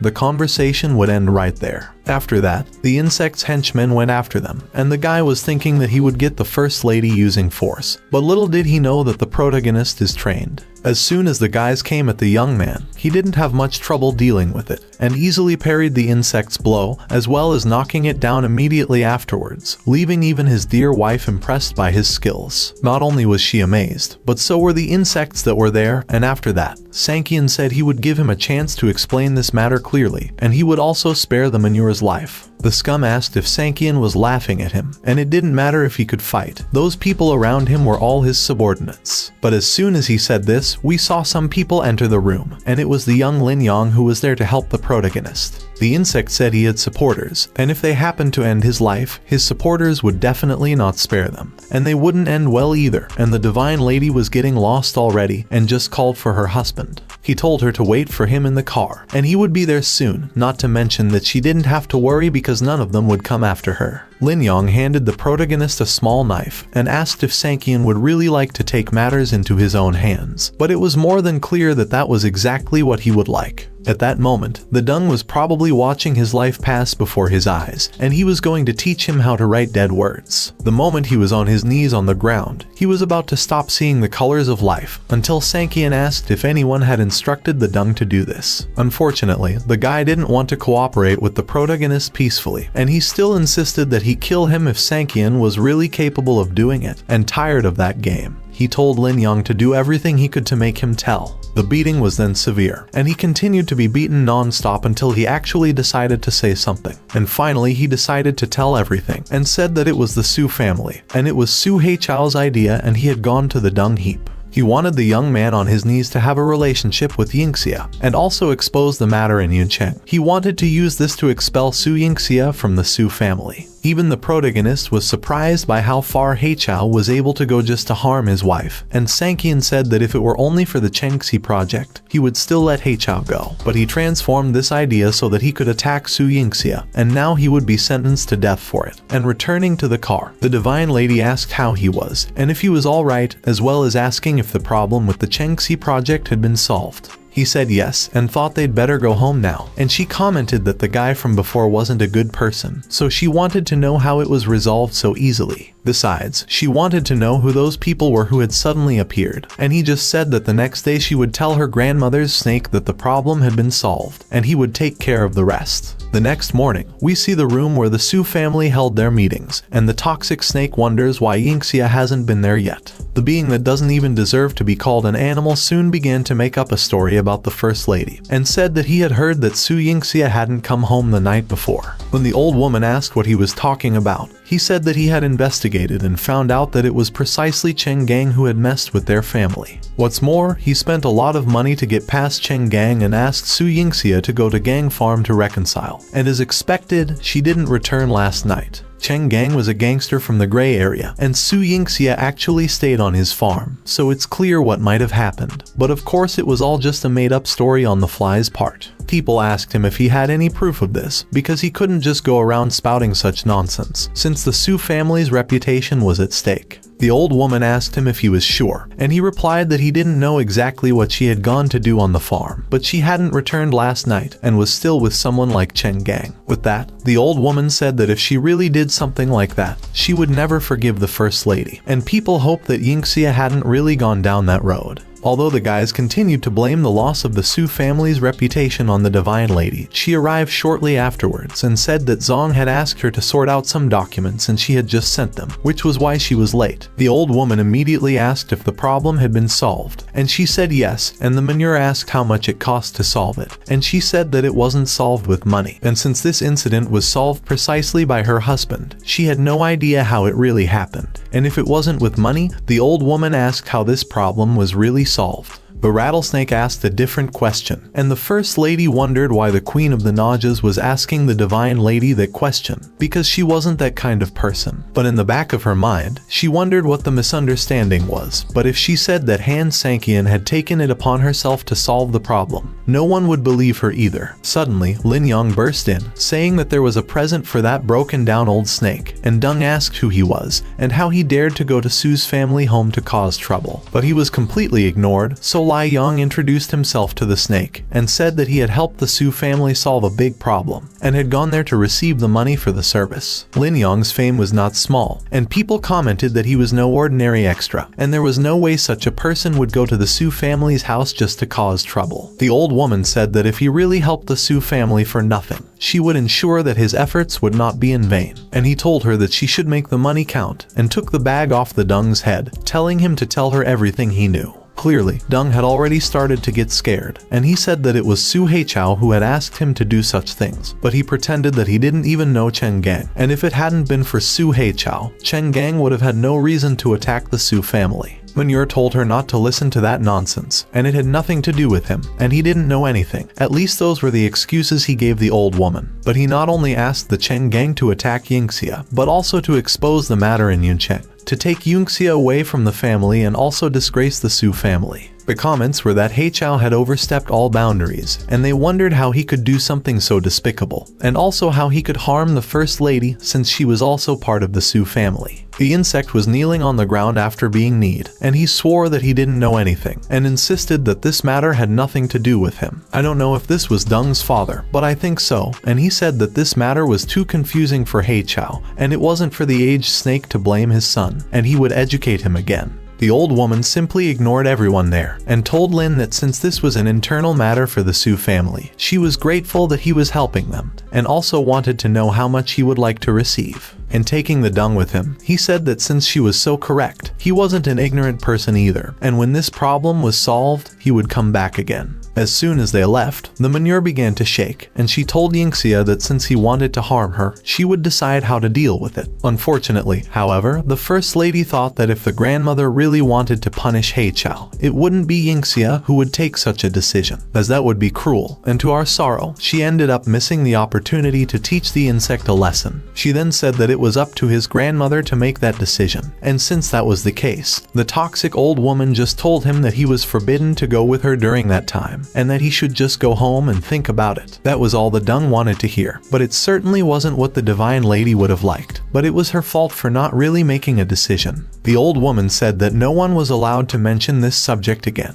and apparently people could only speak well of Heichao so as not to irritate that disposable old woman. The good thing is that I know how it will end, and I guarantee that she will get what she deserves when the time comes. The insect asked Yingxia if she was angry because the disposable old woman was on his side, and because he was more important than Yingxia. That was the main difference between the two of them. He went on to humiliate the First Lady, saying that she was just a tool of the Su family, and if she hadn't arranged cooperation with the Kaienshi Corporation, she wouldn't even be eligible to enter the conference room. Returning to Sankian, he was on the phone, and someone told him that the owner of that store had asked to see if someone called Mo Yang worked there, and Sankian realized that this name was somewhat familiar. He discovered that Mo Yang was the #1 and strongest boss in Yuncheng 5 years ago, and exactly 5 years ago, he suddenly disappeared. The #1 gangster in Cloud City collapsed overnight, and nobody knows what happened. In his thoughts, he said that unexpectedly the owner of a small store was actually a hero of a powerful generation, and he wondered if it was because of his wife that he had abandoned everything, and to leave it all because of a woman was to be admired. The person on the phone said that they had found new news about Mo Yang, and someone had seen him in an underground casino in the Changbin area, and Sankian said that they would meet that night at that location then. This was because Sankian and Mo Yang had a 3-year friendship, and he couldn't just ignore him now. And the person said that Changbin wasn't someone easy to deal with. Although he is not well known in Yuncheng, the person on the phone heard that he had some deep friendships with great people, and in this matter, he believed it best not to interfere. However, Sankian asked when the decision was his, and that person was Lin Yang, who apologized for his recent attitude, and the protagonist told him to call him back when he was ready. Then the Divine Lady arrived, who apparently wasn't in a good mood, and he asked why she was so angry since the problem had been solved, and also asked if her grandmother hadn't complimented her. But she said that Lin Yang took Cheng Gang public to expose what He Chao did, but the snake just let him go home to reflect, and she knew that the grandmother favored He Chao, but wondered why she had to be demoted. The bastard Su He Chao treated her that way, but the grandmother, she never considered the Divine Lady's feelings at all, and Sankian swore that she would make that old, washed-up snake regret her wrong decision. She then commented that she knew that the person from the day before was Lin Yang, and asked why someone like him helped her, and the protagonist said that he paid him and asked Lin Yang to introduce himself. When she asked how much it cost, he just said that it was around 100,000 or so, and she scowled at that, since that was her annual salary. But in the back of his mind, he wondered what this trivial amount of money was, and if he let Yingxia know the total amount of money on his card, she would definitely have a heart attack. At the Divine Lady's house, he told her that he had to go out that night, and she wondered if he couldn't have gone to see another woman. And although it had been 3 years since they had become husband and wife, it didn't really feel like a real marriage. She still told herself that she wasn't qualified to ask about the protagonist's private life, and for the first year, she slept with the scissors every night. But this was somewhat pointless, as Sankian showed she had no such intentions, so she gradually relaxed her vigilance. But the scissors were always hidden under her pillow. She thought it was time to put those scissors away, and wondered how a guy like him could resist a beauty like her. In a different place this time, more precisely in this casino, the protagonist was earning a lot of money, and Lin Yang wondered what Sankian had in mind, and wondered where he got the courage to go there without any bodyguards. Not to mention that he didn't know how the protagonist had won so many times in a row, and in the case of Chang Bing, the way he was obstinate, he wouldn't let them get out of there alive. On the cameras, we see that the two of them were being watched the whole time, and this guy was the owner of the establishment, who ordered his security guards to invite the protagonist into the private room. This was only so that he could show him the two methods he had, and we see that the protagonist's friend, who by the way was Mo Yang, together with his wife, were being taken prisoner by this dung.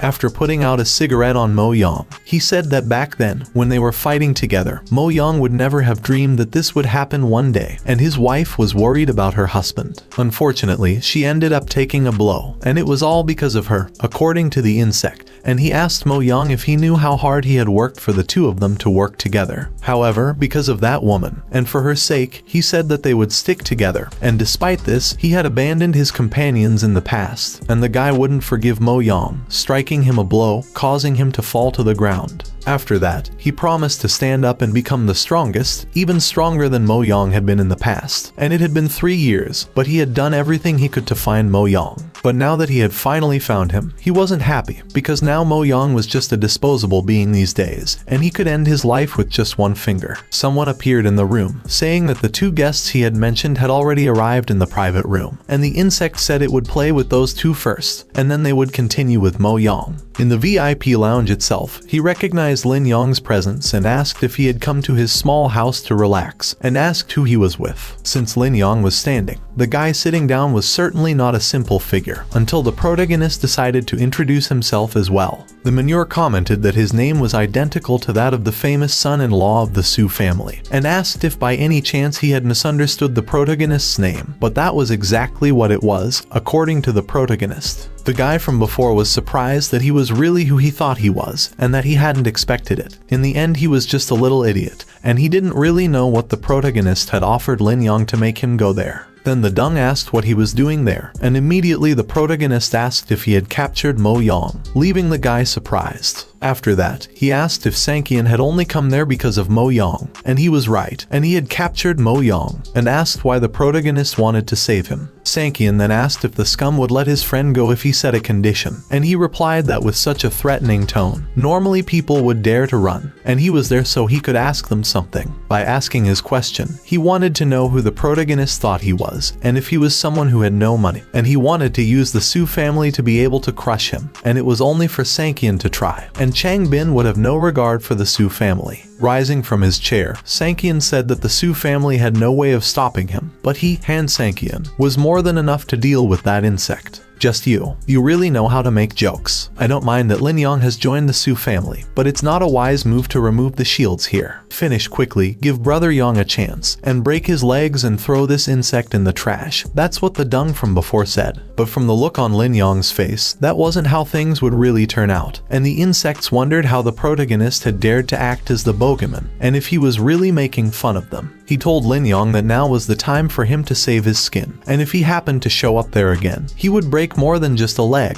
but it was precisely one of his henchmen who was thrown away. He even crashed into the wall in front of the scum, leaving him startled by the protagonist's strength. And when he looked back, he realized that all his henchmen had fallen to the ground, and the next one would apparently be him. Grabbing the scum by the scruff of the neck, Sankian ordered him to take him to Mo Yang, otherwise he would surely never see the sun rise again. But the Dung still decided to play hard to get and said that the entire Su family would fall into ruin. He still said that Sankian should release him first, until when he realized that he was in no position to demand anything. He said with great difficulty that he would take the protagonist there. After that, we see just the couple from before, and people were surprised to see their boss tied up there, and apparently even Mo Yang and his wife were surprised to see the protagonist right there. He immediately ordered Lin Yang to close the door, and as soon as he did, we saw the scum taking a beating, until he was kissing the floor as he was feeling very needy. Mo Yang asked why the young protagonist had come there, and he said that seeing as he hadn't opened the restaurant door for a long time, he was afraid to buy fake cigarettes elsewhere, so he found them. The insect still told Sankian to let him go, because he was courting death, and he wouldn't let the protagonist get away with it. But at no point did Sigma let the fly buzz, and made him fall silent again. Suddenly, Mo Yang caused his wife to lose consciousness, and Sankian just stayed silent, until the young man asked Lin Yang to hold her for a while. As he held Mo Yang's wife, he said that some things should be resolved cleanly, and he wouldn't want her to see him like that.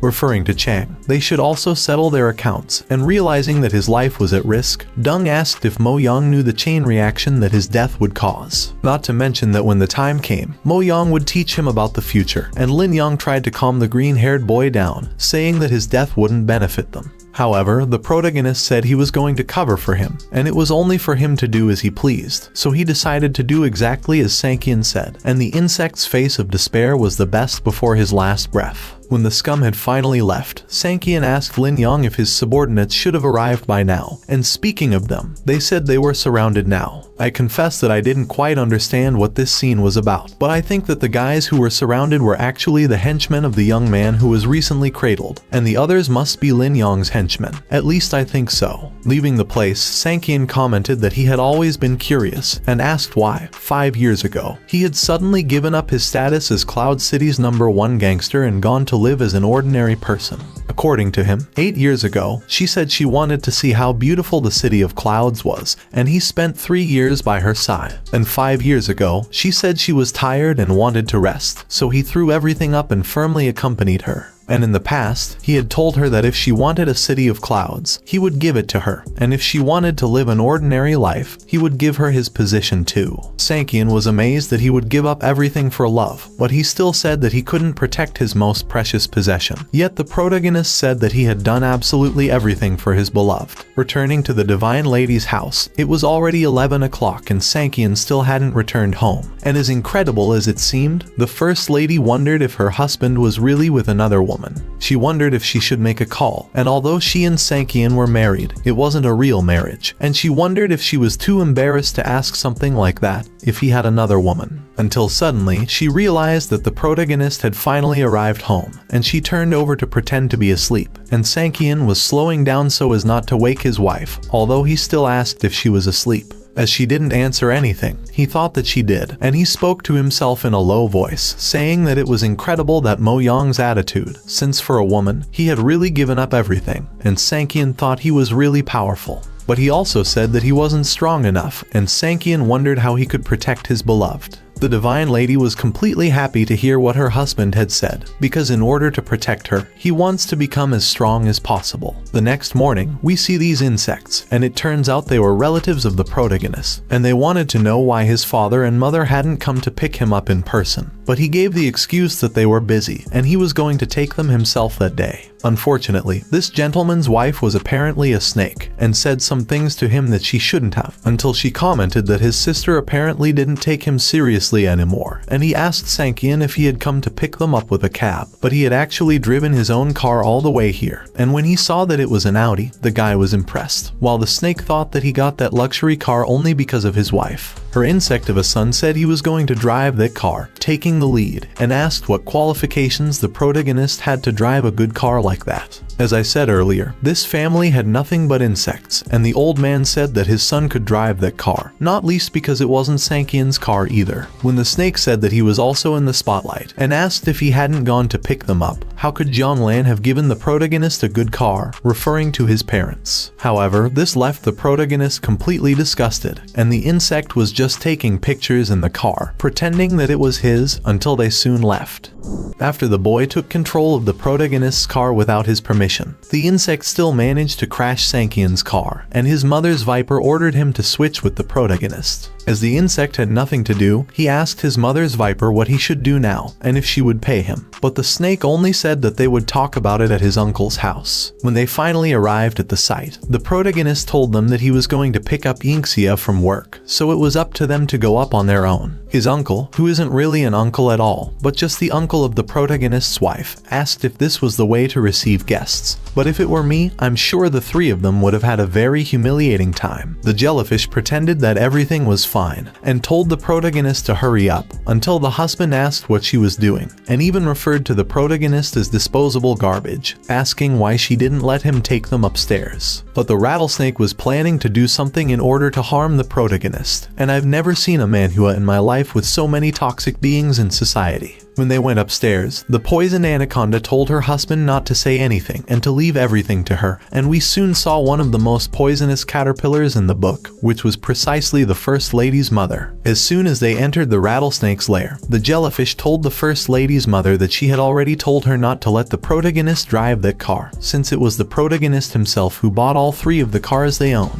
The rest of the mummies still blamed the car crash on Sang-hyun, saying that it was a waste of money to let it happen, and unfortunately the tick centipede still believed what his sister-in-law had said. Her son contributed even more, saying that Sang-hyun should only drive an old electric motorcycle, and the scum's father even said that Sang-hyun was useless, and asked how she had the courage to let him drive an Audi. I can't wait to see these insect manures pay dearly for everything they're doing now, and the Jararaka even said that when he came back, she would confront him, and he would pay the bill if he wanted to drive her car again. Dude, this insignificant being just stole the protagonist's car, saying it was hers, and she still thinks she really owns it. That's all the insects would really like to see happen. And after a while, we see the protagonist with his car parked, until some people show up, offending him because he's the Su family's son-in-law. These insects also said that he was a disgrace to men, and they complained that he had married Yingxia, who was practically the most beautiful girl in town. Tired of all this, he simply asked those corpse beetles to tell him what they wanted, because his patience was wearing thin.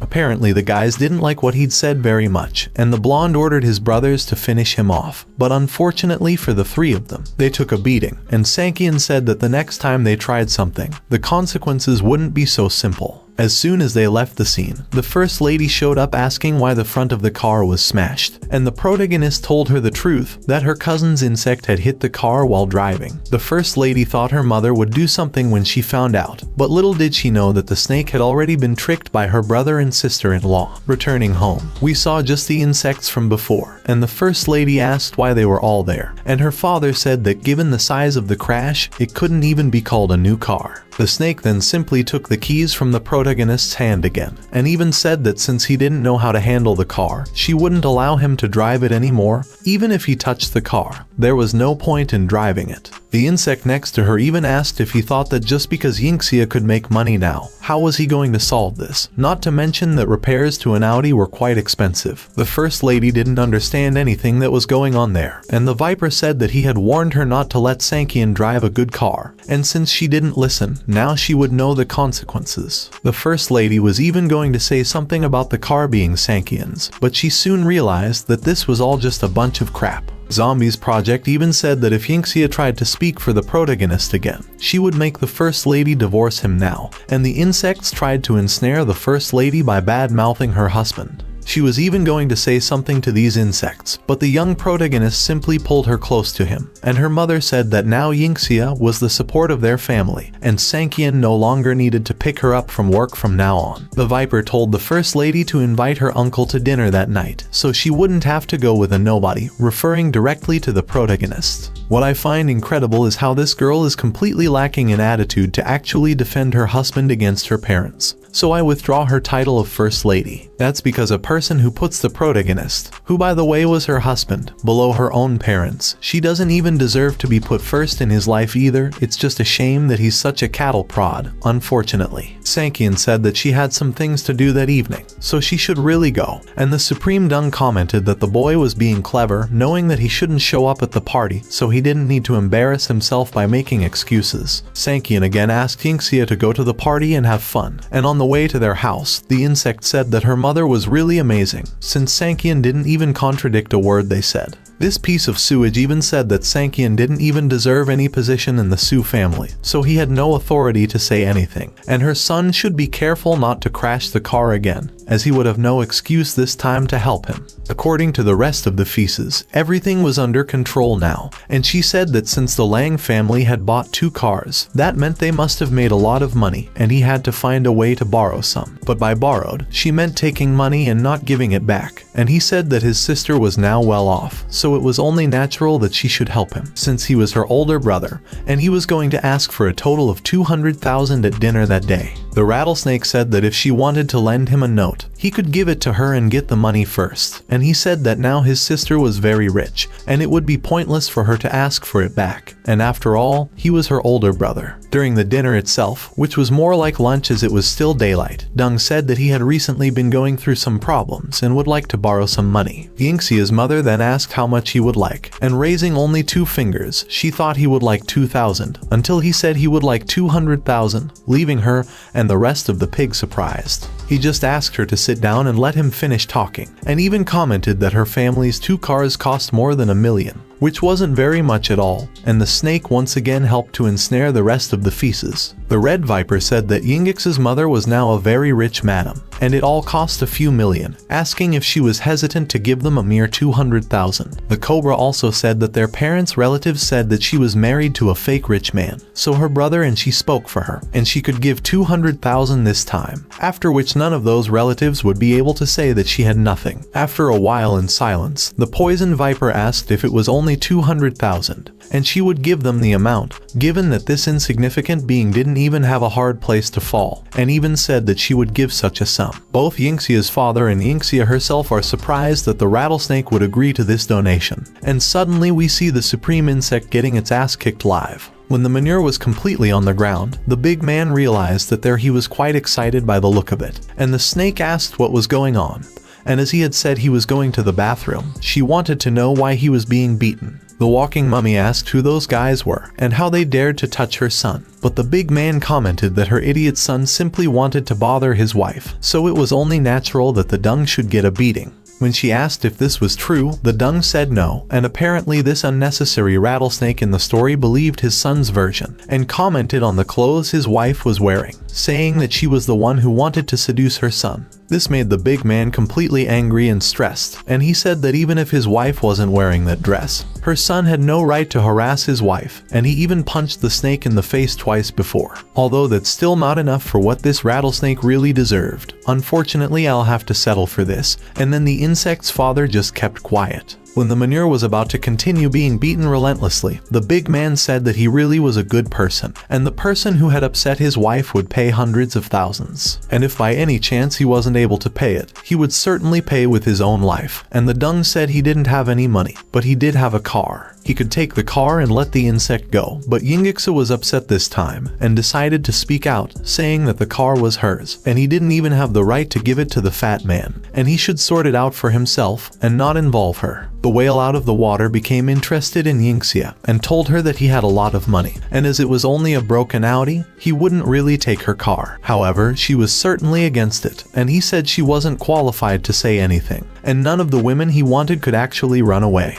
Then the snake said that she was from the Sioux family, and the Sioux family would never let him have Yingxia, and from the look on the fat man's face, the Sioux family didn't have a good reputation with him. The snake was the one who got hit this time, and he says that just saying something about the Sioux family couldn't even help them in this situation. Besides, the Sioux family had no power now, and no one was really afraid of them. Trembling completely this time, the protagonist's wife said she was warning him not to cause any more trouble, or he might regret it bitterly. The fat man got even more excited, and said that he liked strong girls like her, but she shouldn't worry as he still had some guests, and would come back for her when he'd finished his business. He left 2 guards there so that no one could escape, so they stood guard. And this time, the snake asked what they would do now, and told them to call her grandmother and ask the elders to come there, and maybe they would sort it out. However, the jellyfish's husband said that his mother would never intervene in anything, and that fat guy was definitely not so easy to deal with. Outraged, his wife asked what he was talking about, and if he really wanted their daughter to go with that pig. Until Yingxia herself asked if she didn't know what kind of person her grandmother was. She was only strong in the Sioux family, and she could never offend those people for Yingxia, and she said that he was the only one who could really save her, and when her parents asked who it was, she said that it was Sankian. The funny thing is that when the chips were down, she wanted to call the protagonist to help her, but when it came to defending him from her toxic parents and relatives, she was the first to hesitate and keep quiet. If it were up to me, I'm sure this girl would have been alone a long time ago, regardless of whether she was beautiful or not, because the law of gravity applies to everyone, and everything that is firm one day ends up on the ground and becomes old and wrinkled, if you know what I mean.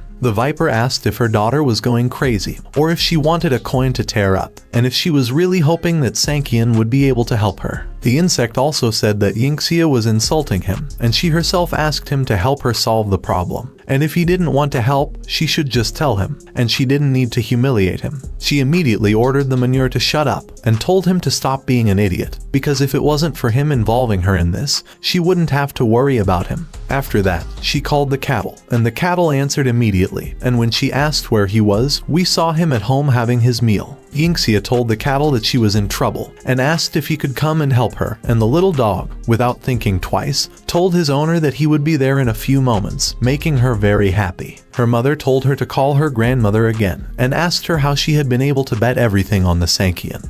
But the young woman believed in her husband, not least because the ownerless puppy would definitely follow her orders. Yes, I'm disgusted with this girl, not least because the guy does everything for her, and she's not even capable of recognizing and defending him from his toxic relatives. In the room next to the one they were in, the fat man was telling Yang that he was a fan of his, and hoped to get on well with him, and even Changgang was nothing compared to him, and that Cloud City was now his. Yang said that if he had the chance, he should treat the fat man like a brother, and he thought that last time it was because of Changbin, and Brohan was very disappointed with Yang's performance. Besides, if Mo Yang wants to return to the underworld, how could he be ready to compete with him for the City of Clouds? And suddenly, someone burst down the door of that place, and it was precisely the protagonist cattle. and yes, I'm disgusted with him too. When Young saw him there, he asked why the boy was there, and the fat man asked if Young really called that guy his brother, and he told the fat man to shut up, as he was in no position to say anything. Sankian asked if that guy was a friend of Young's, and he said he was just a drinking buddy, and the protagonist asked how he dared to touch his wife. After that, Young smashed the bottle of booze over the fat man's head, and in his thoughts, he said that that whale out of the water made Sankian even more disappointed in him. Without understanding anything, the giant insect asked why Young had done it, and Young asked if he had eaten feces, then asked what he had in mind to touch Sankian's wife. Leaving, Sankian asked if Young could take care of it, and he said yes, and returning to the next room. The snake said that Sankian couldn't be trusted, and there wasn't even a cab outside, so he must have been hiding at home and didn't have the courage to come out, and asked how his daughter could trust him, and the snake said that only she believed in the protagonist, but offended him, as always. She also told her sister-in-law about her incompetence in finding a way out of the situation, and that her son was seriously injured, so he needed to go to hospital. Ingixia just listened to them quietly for a while, until just as she was about to finally open her mouth, the door opened, and they went into shock thinking it might be the fat man from before. But it was just Sankian, making Ingxia happy, and he immediately told them to leave. And the tick, who doesn't value his own life, asked which house Sankian was returning to, as if it was really any of his business. He also said that the fat man was outside with several guards, and once inside, he would never be able to get out. But let's just say that the protagonist played along. Ignoring the insect completely, they were soon outside, and the manure realized that the guys weren't there to end his life. Until suddenly, he noticed something different. They were kneeling on the ground, even all those who were helping the fat man himself, until at one point, Yingxia asked the cattle what had happened, and why they were kneeling there. According to the protagonist, looking at the fat man, he said that they might have fallen there accidentally, wanting the fat man to confirm his story. And when the insect was wondering if he would agree, he was intimidated only by the protagonist's aura. As he was now too terrified to refuse anything, he simply said yes, and the ground there was very slippery, so they fell. The big man wasn't lying, though, because they got into a fight, and Sankian once again called his wife to leave, and it was clear that she would never believe such an act. Leaving, she wondered what Sankian had done, and surely he must have told someone to finish them off, but that didn't matter much, since he did it exactly because of her. At Yingxia's house again, we see Yingxia's snake of a mother complaining to her husband for daring to scold her, and he asks her who told her to promise to give 200,000 to her own brother. She went on to say that Yingxia could make more money in the company,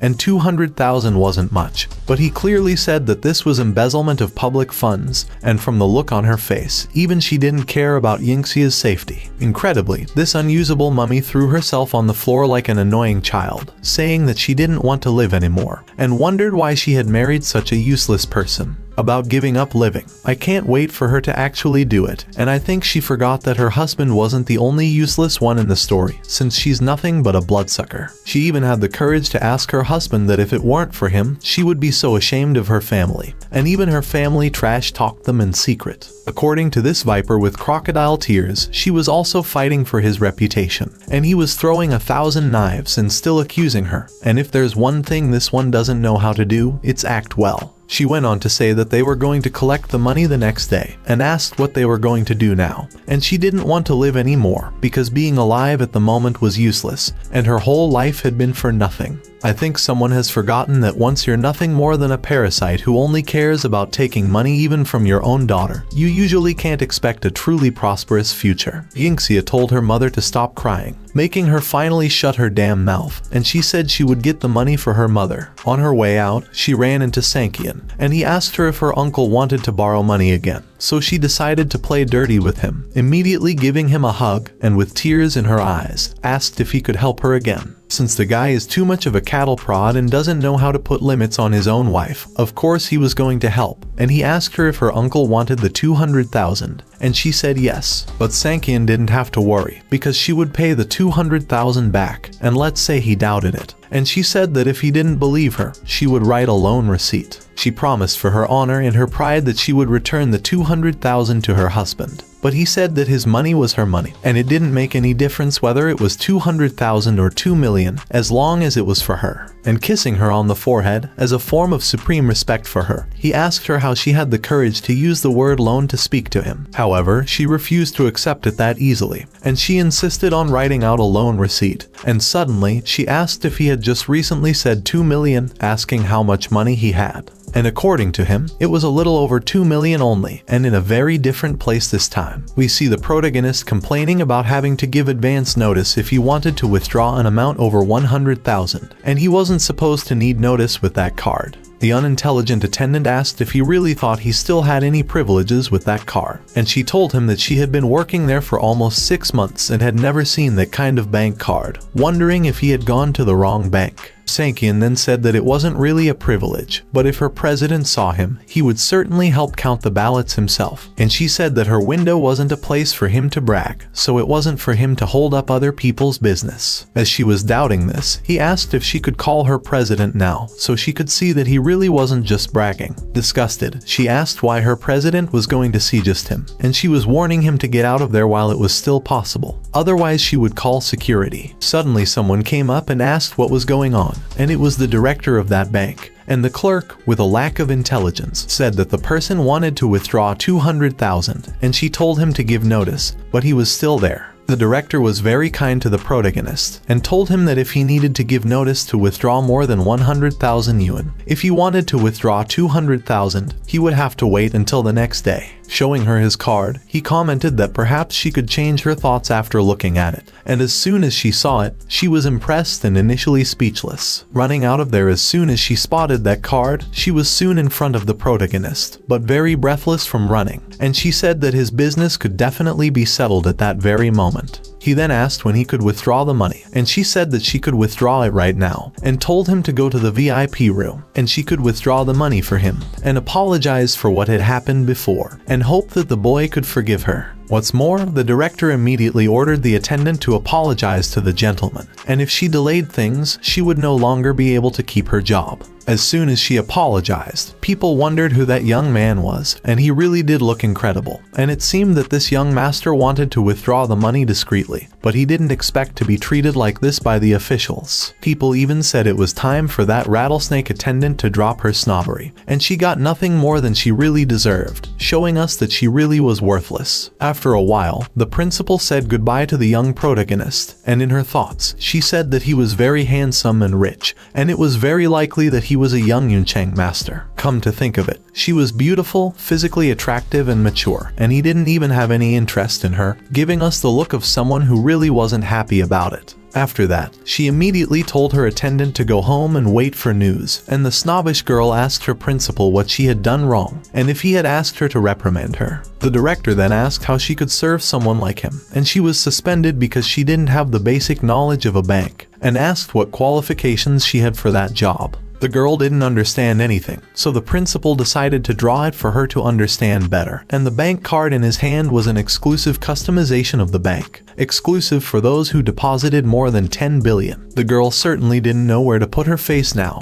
and once back at home, the protagonist said that he had brought that money for Yingxia. But immediately the treacherous viper took the bag full of money, opened it just to check that it really wasn't any trolling, and said that they still had some things to do, so they had to leave first. She said that Sankian would accompany them, and her husband was thinking to himself, indignant at what she had done in lending him 200,000, not to mention the fact that they didn't even say thank you, and just took the money and left. He still wondered how she could think that they would actually return anything, and on the way, the insect told his mother not to get too tired, and that she should let him hold the money too. But if he slept while they were in the car, she wouldn't know what to do if he happened to lose the money, and the boy wanted to take a look, since he had never seen so much money in his life. As Sankian watched everything through the car's rearview mirror, Dung asked what he was looking at, and if by any chance he had never seen so much money in his life. The protagonist then pretended that he had never really seen so much money, and he commented to his aunt that he had heard there were a lot of bus thieves these days, and she could end up losing the money. The jellyfish asked how he could dare threaten her like that, and when they got to the bus stop, the protagonist decided to make a call, and the person on the phone said that the person he had asked to meet had already been found. With everything ready, he thought it was a real shame that he wouldn't be able to see this show in person.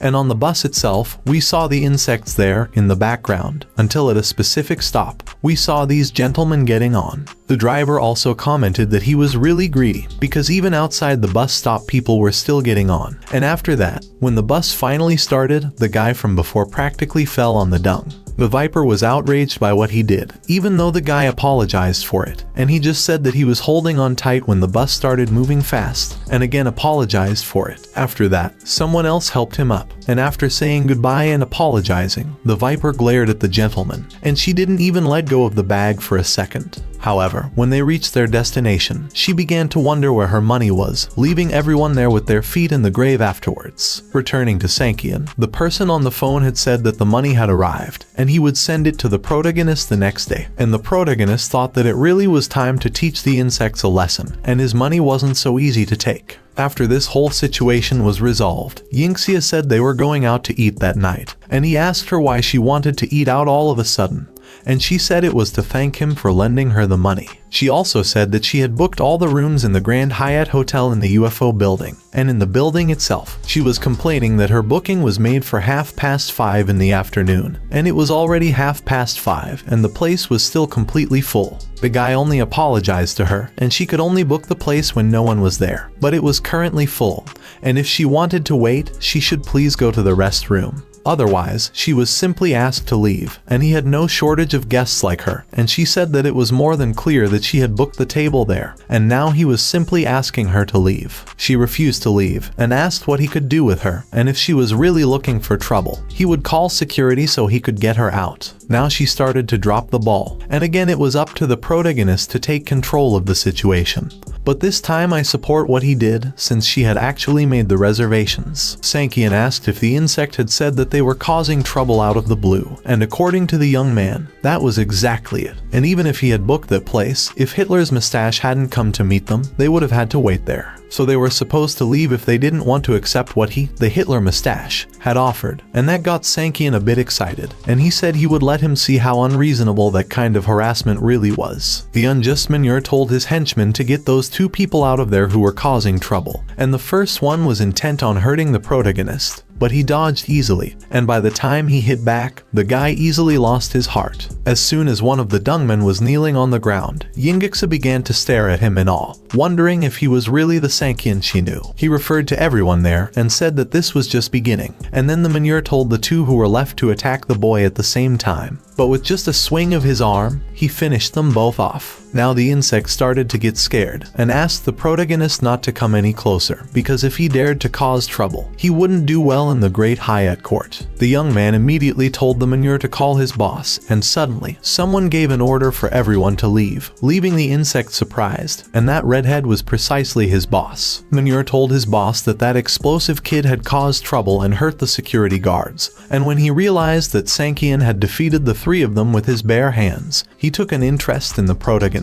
He even said that since he could handle those three security guards, he was just perfect, and if he's interested in following him, he'd give him 30,000 yuan a month. But Sankian asked who the insect thought he really was. Clearly, this made him completely indignant at the protagonist's comment. He said that he was a very talented and caring person, but now he didn't care about the protagonist anymore, so he was supposed to kneel down right away and apologize to him, and then he could just pretend that none of this had happened. But Sankian said that it was his people who had told him that his wife was causing problems. So basically, he just showed them what the problems were, and the right thing to do was for them to get down on their knees, so that the protagonist could think about whether he was really going to forgive them. Again, Yingxia was in awe of her husband, and she was enjoying the feeling of seeing an overbearing CEO. But on the redhead's side, he didn't like what the boy had said at all, so she asked Sankian to just let them go. But he told her not to be afraid, because no one would hurt her while she was with him, and that made the guy from before completely disgusted with this attitude. Not to mention that he was completely ignored too. After that, he ordered the guy from before to finish off the protagonist, and he wanted to see how much he could really fight, and we see that this guy was indeed quite big. We also discovered that this Dung follower used to be the fighting champion among the special forces, so it was for Sankian to prepare to meet heaven. The guy even admired the protagonist's courage, but Sankian just told him to fight if he wanted to, and asked if he hadn't been polished yet, by which he meant that he would finish off the extra. After that, he quickly went after Sankian, and when his blow was about to hit him, the red-haired man thought that he had even dared to provoke the big man, and it seemed that the protagonist really didn't want to go on living. But the protagonist quickly dodged the guy's blow, and using his legs to propel himself forward, he landed a single knee to the guy's chin, causing him to black out completely. When he was completely down, the redhead was amazed that the protagonist had finished off that giant with just one blow too, and the protagonist prepared to teach the redhead a lesson now. He even said that the insect could call more people if he wanted to, and he would certainly finish them all off, and since he was so arrogant, he would certainly pay for it, according to the insect. The person he was going to call now was not someone he could really face, and he should prepare to get down on his knees and beg for mercy. Meanwhile, Yingxia was simply in awe of her husband, saying that he really was very powerful, and after a while, we see Yang arriving on the scene, along with his henchmen too. He wondered what had happened to make the chief law officer so desperate to go after him, and whether it was really that urgent. Arriving at the venue, he was greeted by the redhead, who said that the child had definitely messed up his place, beaten up his security guards and bodyguards, and arrogantly made him shout. That's why he had invited Yang there. And he knew that he hated those kinds of powerful people, and as soon as Yang saw the protagonist with his wife, the young man was simply speechless. With that, all the henchmen went towards the protagonist, and the red-haired man thought that now there would definitely be a great show there, but they all bowed to the protagonist, leaving the manure from before completely unresponsive. The protagonist asked Yang if that insect had called him out of the blue, and it was exactly that. And with that, Sankian asked if Yang knew what he should do then. He called those insects a bunch of idiots and told his brothers to put some sense into that manure, so they began to teach the scum a lesson. After the beating the redhead had received, he asked why they were beating him, and after a while, the beating was finally stopped. Sankian then asked him if he was satisfied with such reasonable problems, and he said yes, he was satisfied, and asked the guy from before if there was any room left for him and his wife to have dinner. After seeing everyone take a beating, and the size of the protagonist's influence, the guy definitely quickly arranged a place for the two of them to have dinner, and so Sankian left with his wife. As the redhead wondered who the boy was, he asked Yang what that was exactly, and he told the redhead that he would tell him just one thing. He was definitely looking at death, and he began to wonder who it was that he had provoked, for the number one of the Yuncheng gang to fear him so much.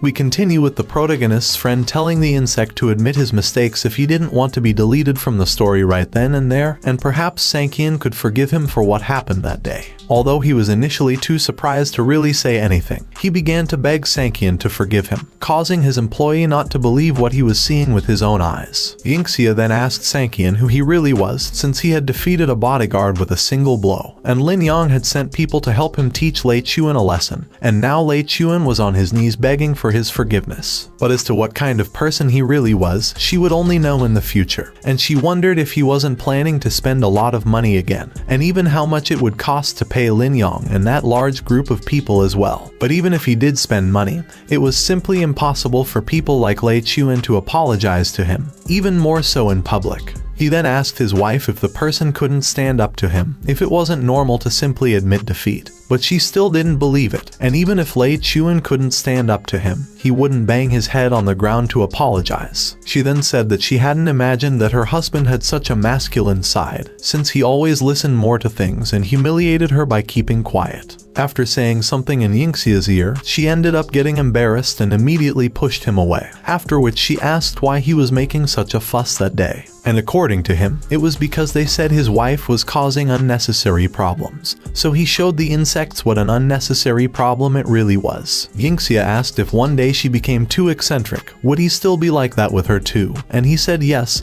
since he is a cattle, and no matter how eccentric she was, he would always protect her. You're nothing but cattle. In a different location this time, we see him reunited with his in-laws, who weren't even worth the last meal I made, and the envious snake was immediately jealous to see a huge house, apparently the same as one of her husband's friends. All the houses in that condominium were huge, and they were also very expensive, not to mention that the price of a house there was around 21,000 per square meter, and she said that his friend had only called him there to show off. She also said that Tang's eldest son even chased Yingxia once, and this time, she shouldn't have taken the protagonist there. And on top of that, she called him miserable and worthless, and guess what? Yingxia just kept quiet while her mother humiliated her husband again. again. I'd really like to know what this cattle is still doing with a person who has always put him second in her life. Apparently this protagonist has no self-respect. Inside the other insect's house too, we see him announcing that his friend has arrived, and according to the patriarch of the Su family, he commented that his friend's life was really great now. But Dung said he was just blessed, and his son was in a Kainshui industry with an annual salary of $1 million. And when he spotted the protagonist, he asked his friend if he regretted it now. This was because if they had become in-laws at the beginning, Yingxia could be living happily now, and some comments began to be made that Lao Su, who was Yingxia's father, couldn't prevent this from happening. This was because he didn't know how to make decisions. Otherwise Yingxia wouldn't have suffered so much, while others wondered if his son-in-law was still washing dishes and cooking in his house. As they mocked the Su family, the two of them were disgusted, and in Yingxia's thoughts she commented that they were all adults, yet they continued to ridicule the younger ones. This time it was the protagonist who decided to speak out, saying that their new house was currently being renovated, and when it was ready, he would also send him an invitation to visit their new home. When Yingxia heard this, she was apparently quite surprised, and the Supreme Snake said that no one would treat him like an idiot if he didn't open his mouth. He then said that he had bought a new house a while ago, but he planned to surprise her, and he wasn't going to reveal everything now, and on the 15th of next month, she was supposed to invite the insect out front to play in her new house. Meanwhile, the rumors seemed to have died down a bit, but in the back of his mind, he was saying that he knew Sankian was just trying to show off, and besides his family being small, he still bought a new house. Afterwards, the insect said that he would definitely check it out in person on the 15th of next month, but that everyone who was there should go there too. The comments continued after the insect's pronouncement, leaving Yingxia's parents silent for a while, but Sankian told them not to worry, as they certainly wouldn't be disappointed. A while later, while Sankian was running with Yingxia, they spotted the house she would like to renovate, and she commented that since that mountainside cottage was bought, nothing had happened so far. He then asked why they had suddenly started rebuilding, even earlier that day, and the protagonist commented that perhaps they were anxious to move. After that, Yingxia said that her mother had treated him very badly the day before, and apologized for it, and saying that, even more so in front of Tang Chengai, who was her father's friend, was very complicated for sure. According to her, she knew that yesterday he had done it for their own good, but her mother acted contemptuous again, asking if he had gone mad or was just an idiot. She also said that they were already too embarrassed, and asked if he couldn't see that Tang was just trying to hit them, and the rattlesnake asked how they were going to move into a new house on the 15th. The humiliations continued, and she said that she was really blind, and should have left a great man like the son of Dung from before for her daughter, but out of stupidity, she married her daughter off to a loser like the protagonist. And yes, once again Yingxia hasn't moved a straw to be able to defend her real husband and go against her mother. And what makes me most angry is that this protagonist is so stupid as to stay with someone like that. But since the cattle were professional cattle, he simply pulled his wife close to him, and said that there was no point in her apologizing so early in the morning. And over the last 3 years, he had gotten used to it, so what she said simply didn't matter. What's more, he hadn't lied about the house, he'd actually bought a used house, and excited about it, she asked where it was. Pointing to a spot nearby, he said that it was in a place where she would be able to have the best view of the sky, and be very close to nature, and she would be able to see this every day. And the house he was referring to was precisely the one she had shown interest in a few chapters ago. And although it was her dream, she definitely didn't believe him. Yingxia added that she hadn't expected his lying skills to grow so much in recent days, and perhaps even the ghosts might end up believing his nonsense. Running away, she called him to come home soon, as someone was waiting for her to go shopping, and he said that on the 15th she would definitely know everything, and he hoped she would really like the surprise he had prepared. At the entrance to the village itself, where the protagonist bought his house, he was stopped by this guard, who said that his car wasn't registered, so he simply couldn't enter. When Sankian realized that he had forgotten, he said that if the guard didn't remind him, he would forget completely, and soon we see someone honking several times at the protagonist. This Millionaire in a Lamborghini complimented the protagonist's car negatively, and still dared to run around the grounds of the country house, until the insect decided to get out of the car and head straight for the protagonist.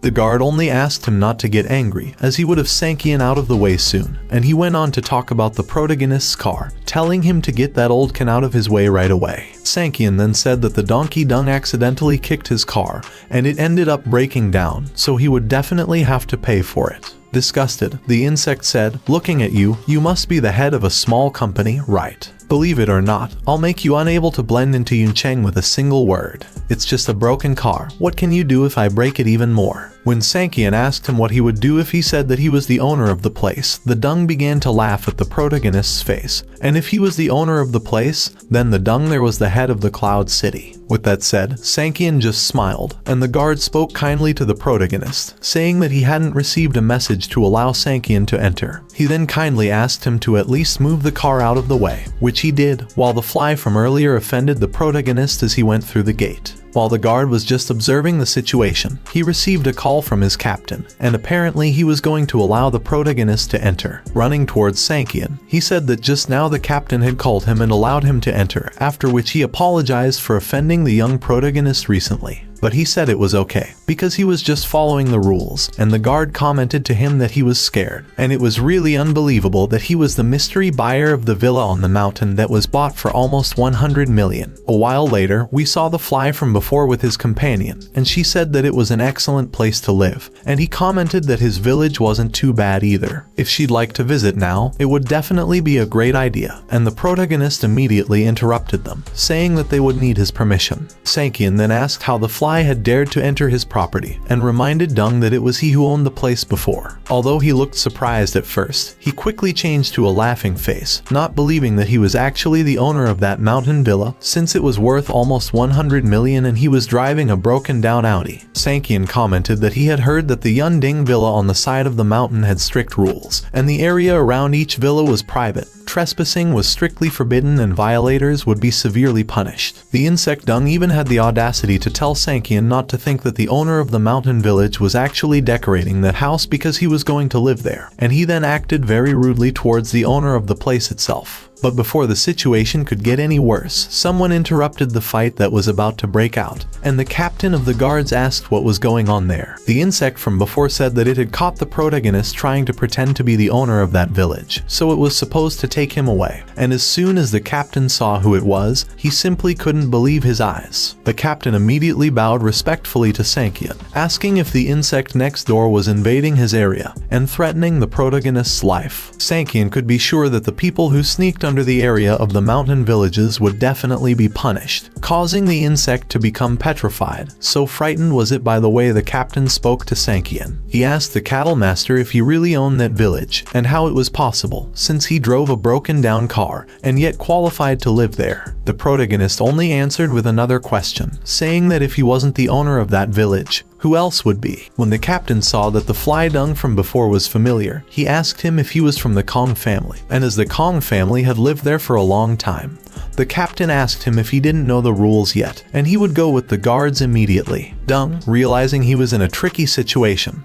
thought he was ruined, and the property in the Yunding village district next to the mountain was also owned by Tianjia, the richest man in Yunchen, and was not something he could afford. He immediately said to himself that he had provoked the wrong person, and the person who could spend 100 million to buy that mountain villa, he really didn't know who was behind it. He not only invaded his private property, but also insulted him like a dog, and he began to wonder what he should do to get out of this situation. At a certain point, he realized that there was only one real way to resolve the whole mess, and he was soon on his knees on the ground begging the protagonist for his forgiveness. But apparently, he wouldn't get out of this situation so easily if it weren't for the guards, and Sankian commented that he had just moved in, so he didn't want to have a bad relationship with his neighbors. He was just misinterpreting the insect from before, and asked the captain to allow the fly to be freed, and since it was precisely Sankian who was asking, the captain decided to drop the matter, but the Dung was supposed to take it as a lesson. The unusable being even got teary-eyed and thanked the protagonist immediately, saying that if he didn't show mercy, it would definitely be a very unhappy day. He introduced himself as Kongwu, and if there was anything he could do for the protagonist in the future, he shouldn't hesitate to call him, as he would immediately go to Sankian's rescue. Outside the house of the Supreme Rattlesnake, who was that toxic old woman, Yingxia's mother said that that day was the Su family dinner, and he'd better be an idiot for her and not talk nonsense. And although it's nothing new, Yingxia simply said that Sankian already knew all this, instead of actually defending her husband. Can anyone tell me how such a person could still deserve to be loved by the protagonist? and how come this guy hasn't become a man and left this toxic family? Honestly, I don't understand it, but let's get on with the story. Yingxia's cousin was the one who welcomed them, and he had heard that cooperation with the Kaienshui industry had been fine recently, and he didn't expect it to really be at peace. She retorted immediately, saying that without him, it would have really improved a lot, and the other said that it was really a shame, and no matter how much she did, it was simply useless. Even if he didn't do anything at home, the president's position would remain his in the future. But if she couldn't get the president's job, she would still earn enough. Just a few days after she became responsible, she actually bought a car and a house, and even said that her hands and feet were dirty, asking if she wasn't afraid that her grandmother would check up on her in the future. With that, she ignored the insect, and told it to let her grandmother check who really had dirty hands and feet in that family. At the dinner table itself, the same Deng as before told Yingxia that her family had bought 2 cars, and asked if she wasn't planning to talk to her grandmother about it, as if that broken down old woman really needed to know anything. The rest of the mummy next to him even made an envious comment, because it didn't take her long to buy 2 cars after she rose through the ranks. It's always an honor and a privilege for me to have you here with me so far. I wish you and your family all the best, and see you next time.